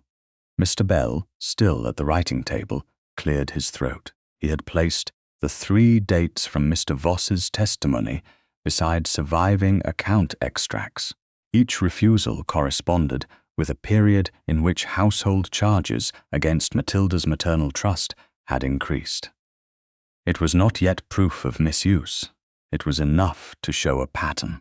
The letters proved that men had once wished to choose her. The accounts might now prove why her father had never allowed them to. By the morning of the 26th May, the black and gold packet remained locked in Mrs. Copley's writing desk. 2 envelopes were intact. The third still bore the small, permanent scorch at one corner, while the seal and the letter within remained unbroken. Matilda had not opened it. She had spent 5 days learning that possession was not the same as readiness. Anthony arrived at Copley House shortly after 11, carrying a leather portfolio. Mrs. Copley received him in the front drawing room and settled near the far window with her correspondence. Mr. Bell stood beside the writing table, where several account extracts had been arranged in date order. Anthony stopped several feet from Matilda. He did not approach the locked desk. "I brought the correspondence you asked to see. Originals?" "Certified copies. Mr. Harland retains the originals in Chancery Lane." Matilda indicated the table. "Then let us begin." Anthony opened the portfolio only after she spoke. The first document was Sir Eustace's letter, proposing that Dacre debts be discharged quietly before any engagement became public. The second was Mr. Harland's reply, written under Anthony's authority, refusing any payment connected to Matilda's consent, reputation, or marriage. A third note asked whether a smaller private sum might prevent embarrassment to both families. Anthony's answer was shorter. No. Matilda read each page twice. "You never offered to settle his debts. No. You never promised him an allowance. No. You did not know Draft B existed. Not until Lady Jemima displayed it. And when you cancelled the opera, you had not offered him anything in exchange for silence. Nothing." Matilda closed the last copy. "I believe you." Relief entered Anthony's face so briefly that another person might have missed it. "Thank you. That does not restore the courtship." "I understand." He said it without disappointment sharpened into pressure. Mr. Bell moved one of the account extracts closer. "There is more." The surviving household books did not prove theft. They revealed a pattern. In the year following Charles Bellamy's refusal, charges against Matilda's maternal trust had increased. The same had occurred after Lord Andrew Felton's request. 4 years earlier, near the time Thomas Avery wrote twice, Sir Eustace had begun applying additional trust income toward household wages and repairs.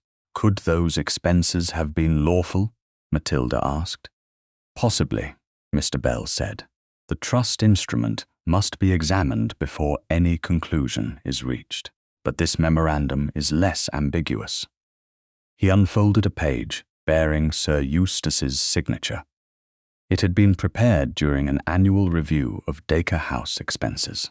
One sentence stated that Miss Dacre's eventual marriage would require a reduction of the household establishment, and the termination of charges presently supported through her trust income. Matilda read the line in silence. Her father had not written that her happiness would alter the household. He had written that her departure would end the money. "This proves he expected to lose access if I married," she said. "It supports that conclusion," Mr. Bell replied. "It does not yet prove every charge was improper. Then we will not claim more than it proves." Anthony's gaze rested on her. But he did not praise her restraint. She had begun to recognize that his silence could now be an act of respect rather than uncertainty. Matilda placed the memorandum beside the copies from Mr. Harland. I have 3 conditions before I consider restoring the courtship. Anthony stood straighter. Name them. The full truth must be heard by the same people who heard the settlement scandal. Agreed. My maternal trust must be placed under independent trustees through a lawful instrument, not under my father. Not under you. Agreed. If my father refuses to retire, the matter must be taken through proper legal channels. No one is to frighten him with your title and call that justice. Agreed. Matilda held his gaze. And you must correct the impression created when you cancelled the opera, publicly. Yes, I will. Do not say that because you want me to forgive you. Anthony's expression tightened, not defensively, but with the effort of answering honestly. I want your forgiveness. I also know wanting it does not entitle me to it. He looked toward the documents on the table. I used my rank because I could not bear to watch you suffer where I could not control the outcome. That was not protection. It was fear made authoritative. Matilda heard the difference between this admission and the apology he had offered on the 21st May. Then he had named what he had done. Now he understood why he had done it. That is closer, she said. Closer to what? To the truth. Anthony accepted the answer. Then I will remain there until my actions deserve more. Matilda glanced toward Mrs. Copley, who had lowered her eyes to a letter and given them the privacy of deliberate inattention. There is another question. Ask it. Do you want me, or do you want the satisfaction of rescuing me? Anthony did not answer quickly. I noticed you before I knew there was anything to uncover. You admired me from a distance. Yes. Distance permits a man to love only what he imagines. It can. He came no nearer. Then do not believe my words because they are convenient to your heart. Watch what I do when your answer displeases me. Watch whether I stand aside when you speak. Watch whether I correct myself before asking you to trust me again. The room seemed to narrow around the space between them. Matilda had expected persuasion. He gave her uncertainty and remained inside it. She crossed the distance herself. Anthony stayed still as she lifted one hand to his cheek. The contact was brief, gentle, and entirely her own. His breath changed beneath her palm, but he did not turn his face into the touch or close his hand around her wrist. Matilda lowered her hand when she chose. Lady Wexcombe receives callers on Wednesday, she said. Correct the rumor there. I will. 2 days later, Lady Wexcombe's drawing room held nearly every person who had repeated the story of Anthony's withdrawal. The gathering was respectable rather than grand. Tea had been poured. No musicians played, and no document had been placed on display. Matilda attended with Mrs. Copley and seated herself where she could be seen without appearing presented. Anthony arrived after the room had filled. Conversation faltered. He bowed to the hostess, then remained standing. Before anyone offers congratulations or condolences, he said, I must correct a false impression created by my own conduct. Lady Wexcombe set down her cup. Anthony continued, After the incident at Stratton House, I cancelled an opera appearance and asked Lord Wexcombe to discourage reports of an engagement. Miss Dacre requested neither action. She had not withdrawn from society, and I had not withdrawn from her. A murmur moved through the room. Lady Bexley looked at her gloves. Anthony did not soften the truth for her benefit. I believed distance would spare Miss Dacre further scrutiny. I acted without her leave and allowed society to believe she had been rejected.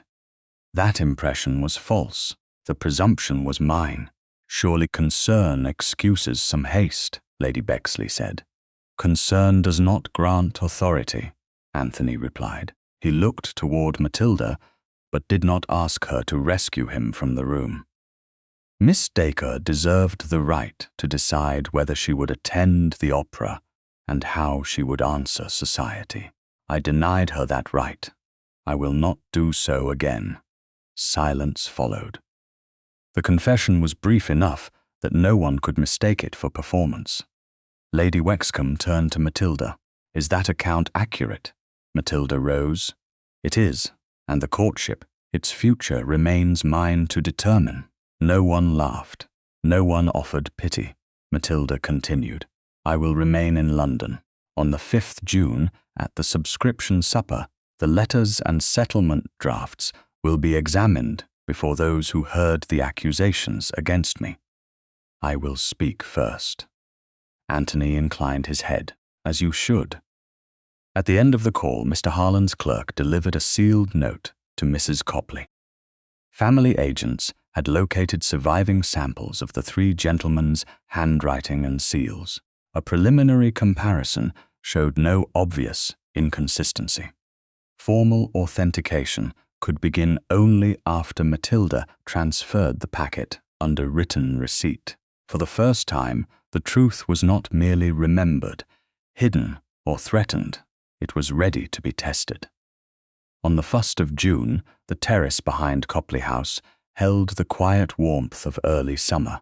The French doors stood open to the drawing room, where Mrs. Copley sat with a basket of correspondence, close enough to satisfy propriety and far enough to grant privacy.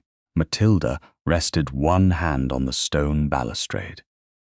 4 days earlier, Anthony had corrected the public impression he had created. Since then, he had sent no gifts, demanded no answer, and attempted no private persuasion. He had waited. That restraint had become its own form of speech. Anthony stood several feet away, his hat and gloves placed on a garden chair. He had come because Matilda had invited him. Mr. Harland believes the letters can be formally authenticated before the supper, she said. The family agents have supplied suitable samples. Yes. Mr. Bell has prepared the trust extracts. Yes. And my father has ignored the request to examine his accounts. He has. Matilda looked across the narrow garden. By Friday, society may know exactly what he did. It may. That answer doesn't trouble you. Anthony's expression remained steady. The truth belongs to you. I won't pretend certainty about how others will receive it. She turned toward him. You've become careful. I was careful before. A rueful shadow crossed his face. I was simply careful about the wrong things. Matilda almost smiled. But the question that had followed her through every sleepless night since Stratton House would not be softened. If there had been no letters, would you still wish to marry me? Anthony did not answer with the haste of a man, afraid silence might be mistaken for doubt. Yes. If my father had treated me kindly, yes. If there were no trust to protect, no scandal to correct, and no room in London waiting for you to defend me, yes. You cannot prove that. No. His honesty settled between them, more firmly than reassurance would have done. I can only tell you what was true before I knew there was anything to uncover. He moved one step closer, then stopped. I noticed the way you preserved other people's dignity before I knew your father had taken yours. I admired your judgment before Lady Jemima ever spoke against you. I wanted to know you before I understood how much had been hidden. Matilda held his gaze. And now, Anthony drew a slow breath. The restraint in him did not vanish. It opened. Now I know I would marry you without a penny. I would marry you if your trust disappeared tomorrow. I would marry you if Sir Eustace never repaid a farthing, and every drawing room in London called me a fool. His voice lowered. I would not pay your father to obtain you. I would not use my title to make your answer easier. An answer given, because refusal feels dangerous, is not consent. It is surrender. Matilda felt the truth of that, reached the place in her that had once believed marriage must be accepted like rescue from a closing room. Anthony continued, I love your precision. I love the way you are kind without making kindness a debt. I love the courage with which you refuse what diminishes you. I love that you can look at a duke and see a man capable of being wrong. A faint breath of laughter escaped her.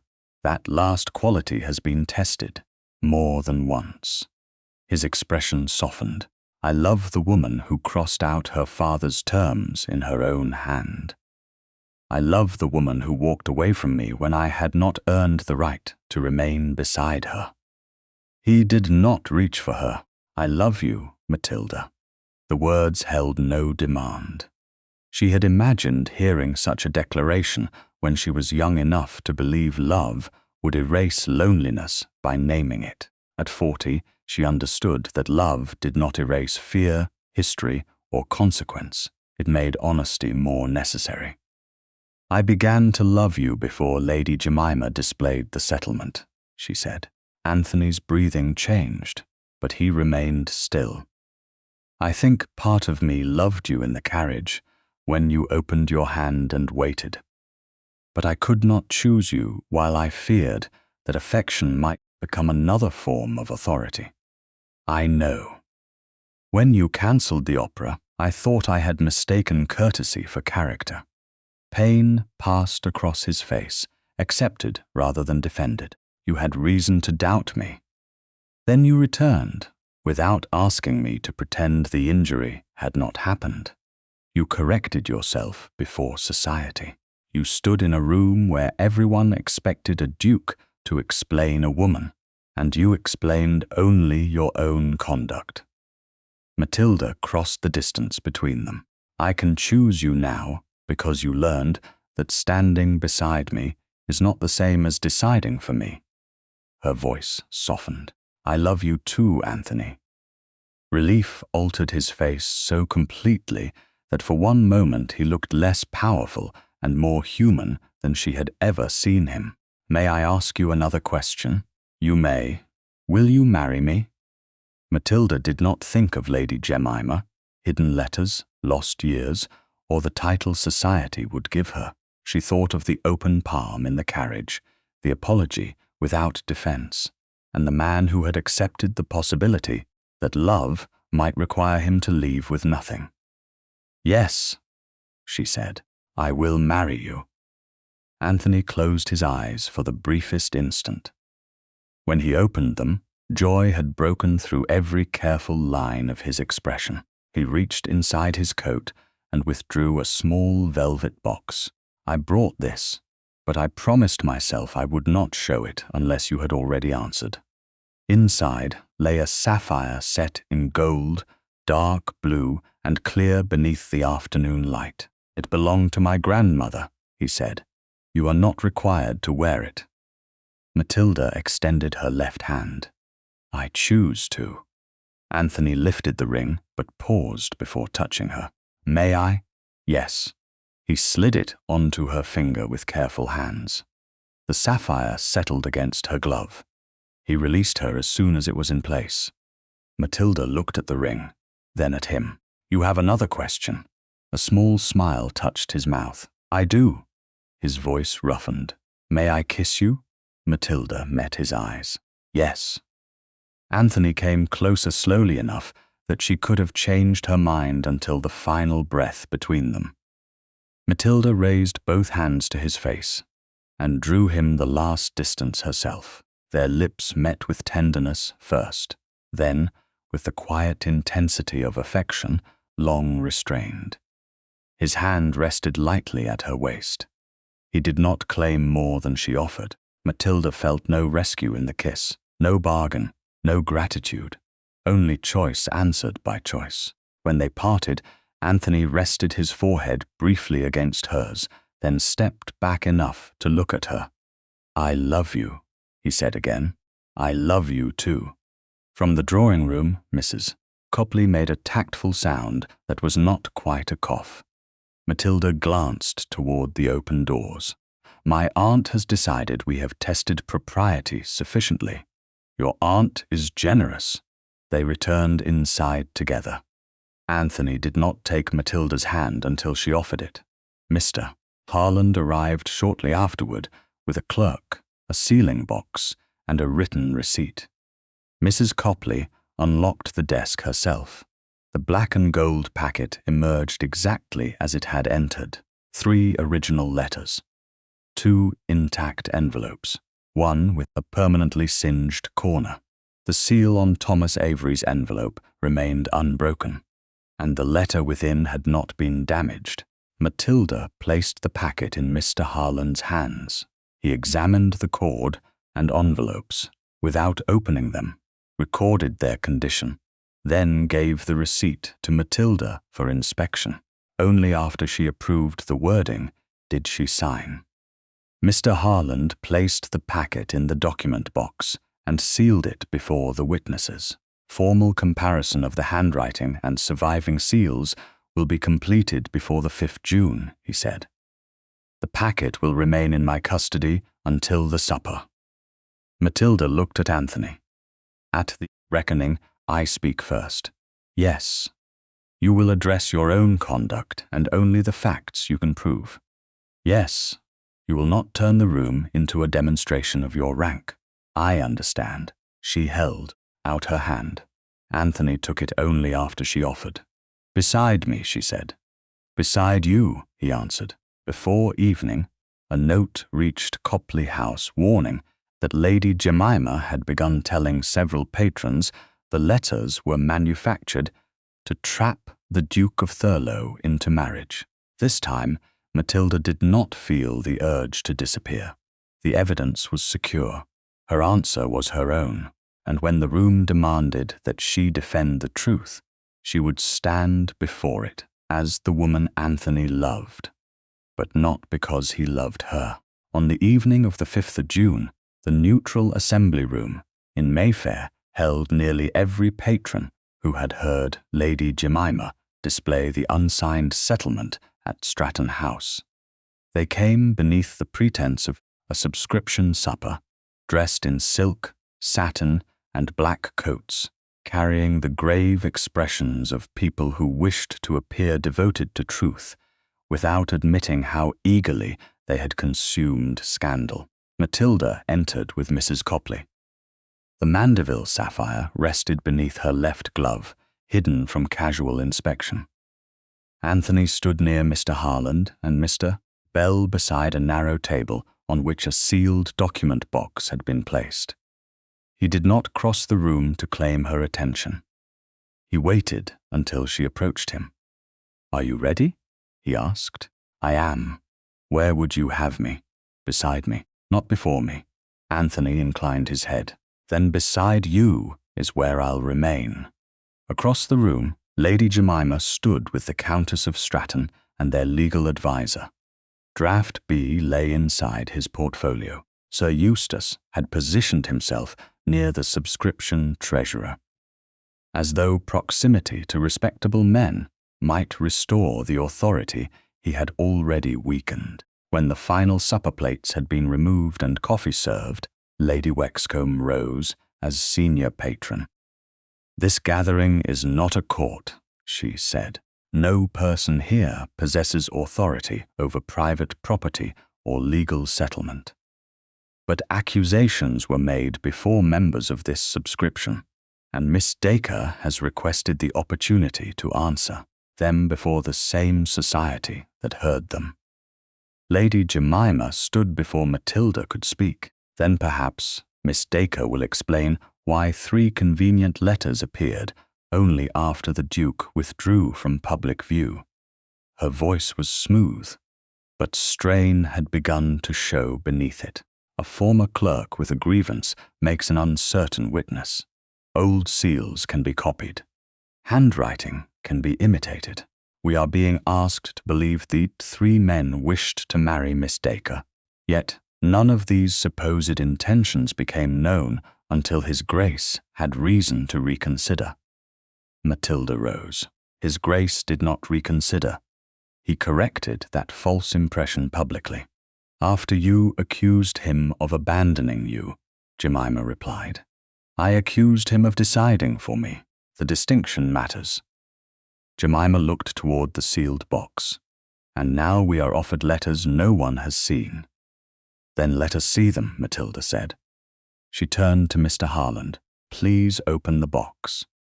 Mr. Harland stepped forward. He broke the outer seal before Lady Wexcombe, the subscription treasurer, Mrs. Copley, and 2 other witnesses. Inside lay the black and gold packet, exactly as it had left Copley House. The cord remained flattened by years of storage. 2 envelopes were intact. The third bore the permanent dark mark at one corner, while its seal remained unbroken. The packet was surrendered by Sir Eustace Dacre to Miss Dacre on the 21st of May, Mr. Harland said. Mr. Bell recorded the transfer.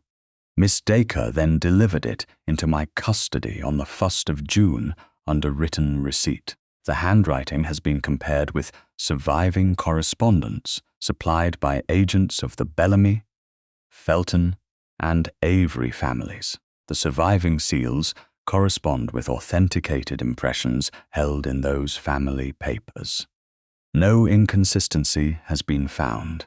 The chain of custody has been documented from Sir Eustace to Miss Dacre, and from Miss Dacre to my office. Lady Jemima lifted her chin. That proves only that letters were written. It does not prove they contained serious intentions. Then we shall not rely upon imagination, Matilda said. Mr. Harland untied the cord and arranged the letters in order. Matilda took the first. She read only the lines in which Charles Bellamy asked Sir Eustace permission to call upon her with honourable intention. She did not read the private praise that followed. From Lord Andrew Felton's letter, she read his request to begin a formal courtship. Then Mr. Harland carefully opened Thomas Avery's envelope, preserving the singed corner. The letter within was intact. Matilda read Avery's question as to why his respectful request had been refused without any answer from Miss Dacre herself. She placed the page down. My father told Mr. Bellamy that I would not leave London. He told Lord Andrew that I had resolved never to leave Dacre House. He told Mr. Avery that my affections were engaged elsewhere. I said none of those things. Sir Eustace stepped forward. I exercised paternal judgment, without allowing me judgment of my own.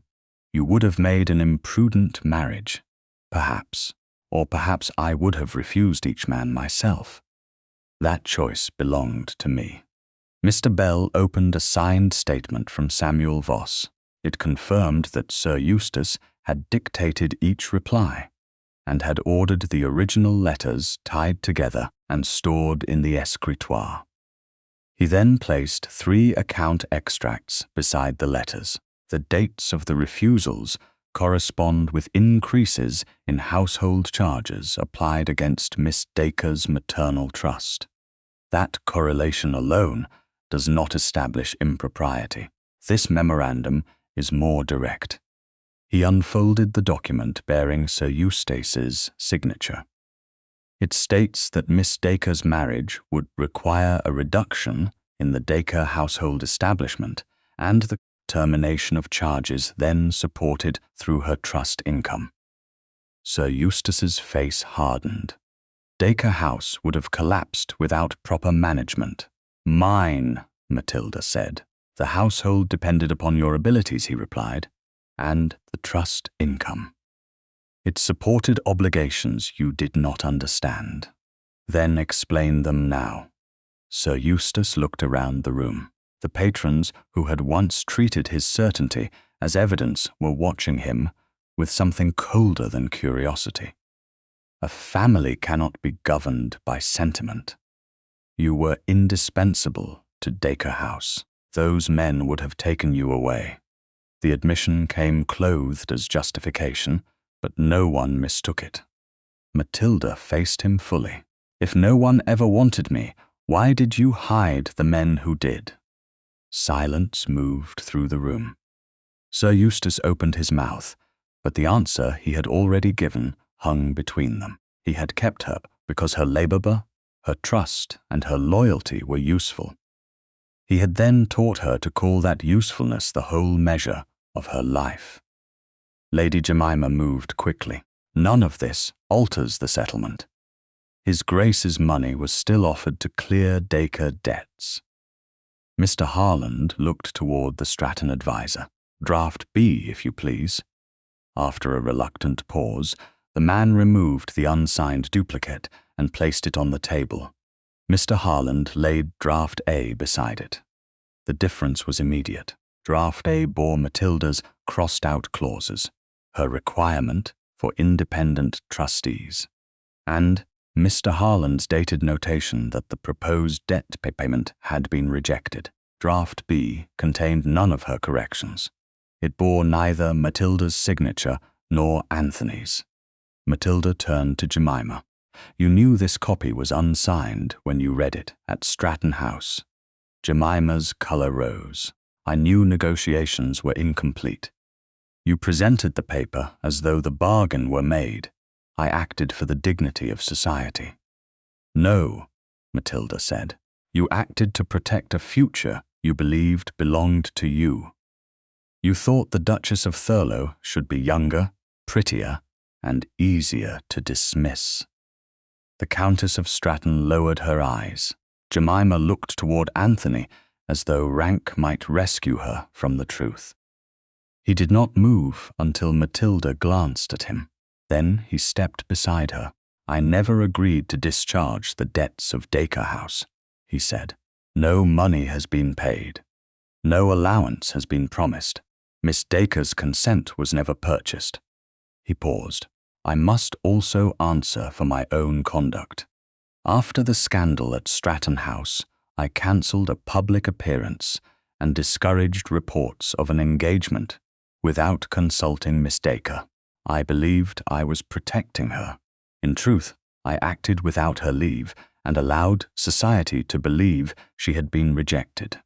The room remained still. Anthony's gaze rested on Matilda, not on the audience. She did not owe me forgiveness because I apologized. She did not owe me affection because I corrected the error. She does not require my title to possess value. And she remains free to refuse me. Matilda felt the sapphire beneath her glove. I have not refused him, she said. A stir passed through the patrons. I accepted Anthony after the truth was placed in my hands, after he corrected his wrong publicly, and after he learned that standing beside me was not the same as deciding for me. I chose him freely. She looked across the room. But my value did not begin when a duke asked for me.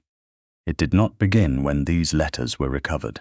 It existed during every year in which society mistook my silence for emptiness.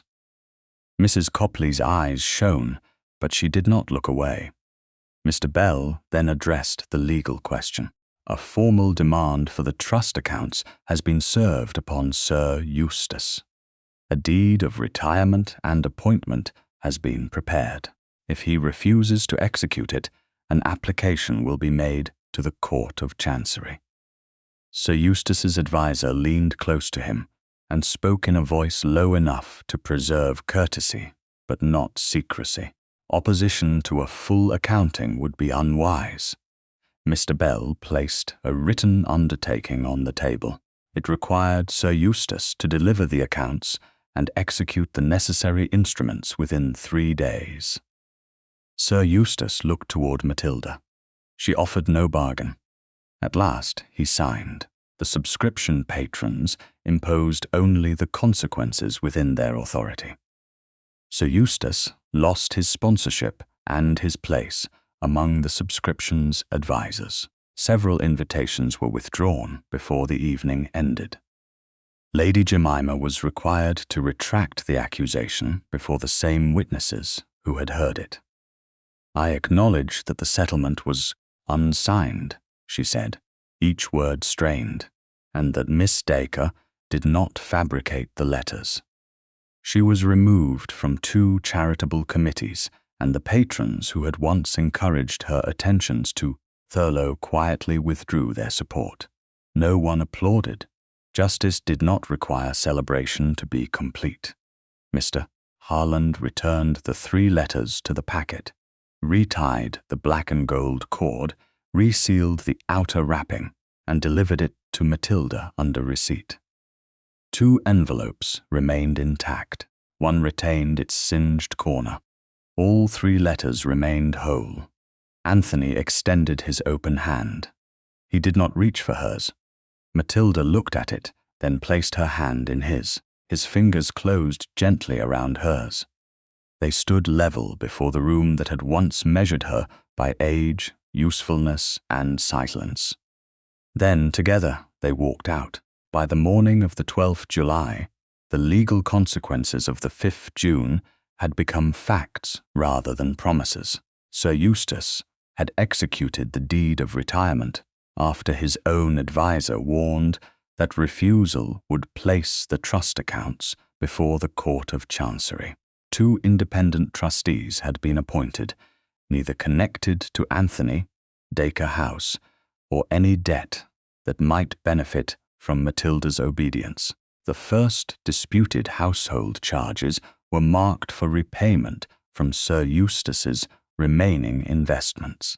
Dacre House had been let to a family from Yorkshire, and Sir Eustace had moved into a smaller rented residence near Portman Square. He wrote once to Matilda, regretting the public scandal without acknowledging the private years that caused it. She replied that future correspondence would be received only if it named the truth plainly. No second letter came. Lady Jemima and the Countess of Stratton left London before the end of June. The charitable committees they had treated as ornaments did not restore their positions, and invitations once expected as a right ceased arriving.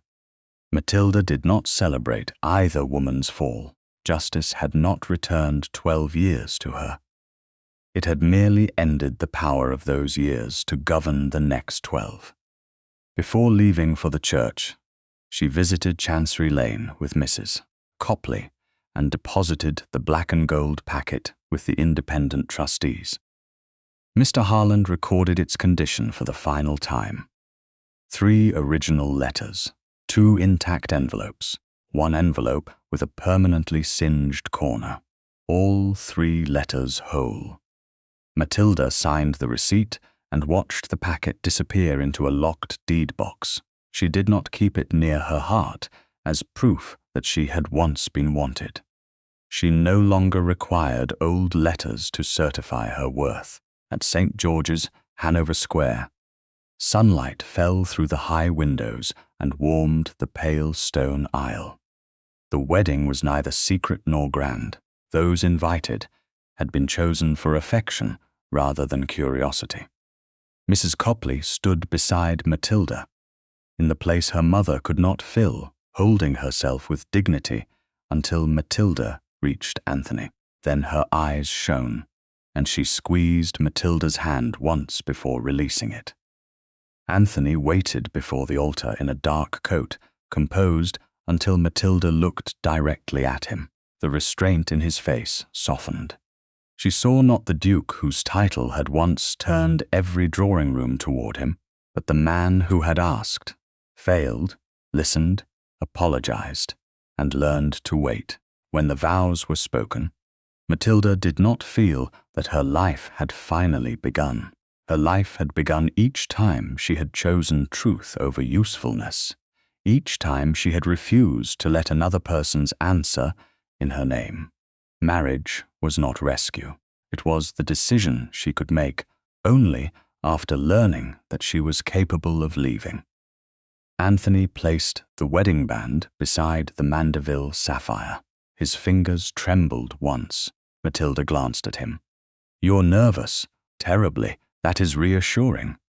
I'm pleased my distress serves a purpose, only a small one. His mouth curved. Then I shall endure it bravely. After the ceremony, Mrs. Copley embraced Matilda with such force that both their bonnets shifted. Anthony waited until she released her. Mrs. Copley then turned to him. You've married a woman who notices everything, I know. Then don't imagine silence will conceal foolishness. I've paid dearly for that lesson. Matilda looked at him and learned it well enough to remain hopeful. They left London that afternoon in the Mandeville carriage. A trusted lady's maid recommended by Mrs. Copley accompanied Matilda, while Anthony's valet travelled with the baggage coach. Fresh horses waited along the southwest road. They stopped for the night at a respectable coaching inn beyond Guildford, where Matilda's chamber adjoined her maid's and Anthony's rooms lay across the corridor. By the following afternoon, Hampshire opened around them in long green fields, hedgerows, and distant woods softened by summer light. Oakminster Park appeared beyond a line of ancient beeches.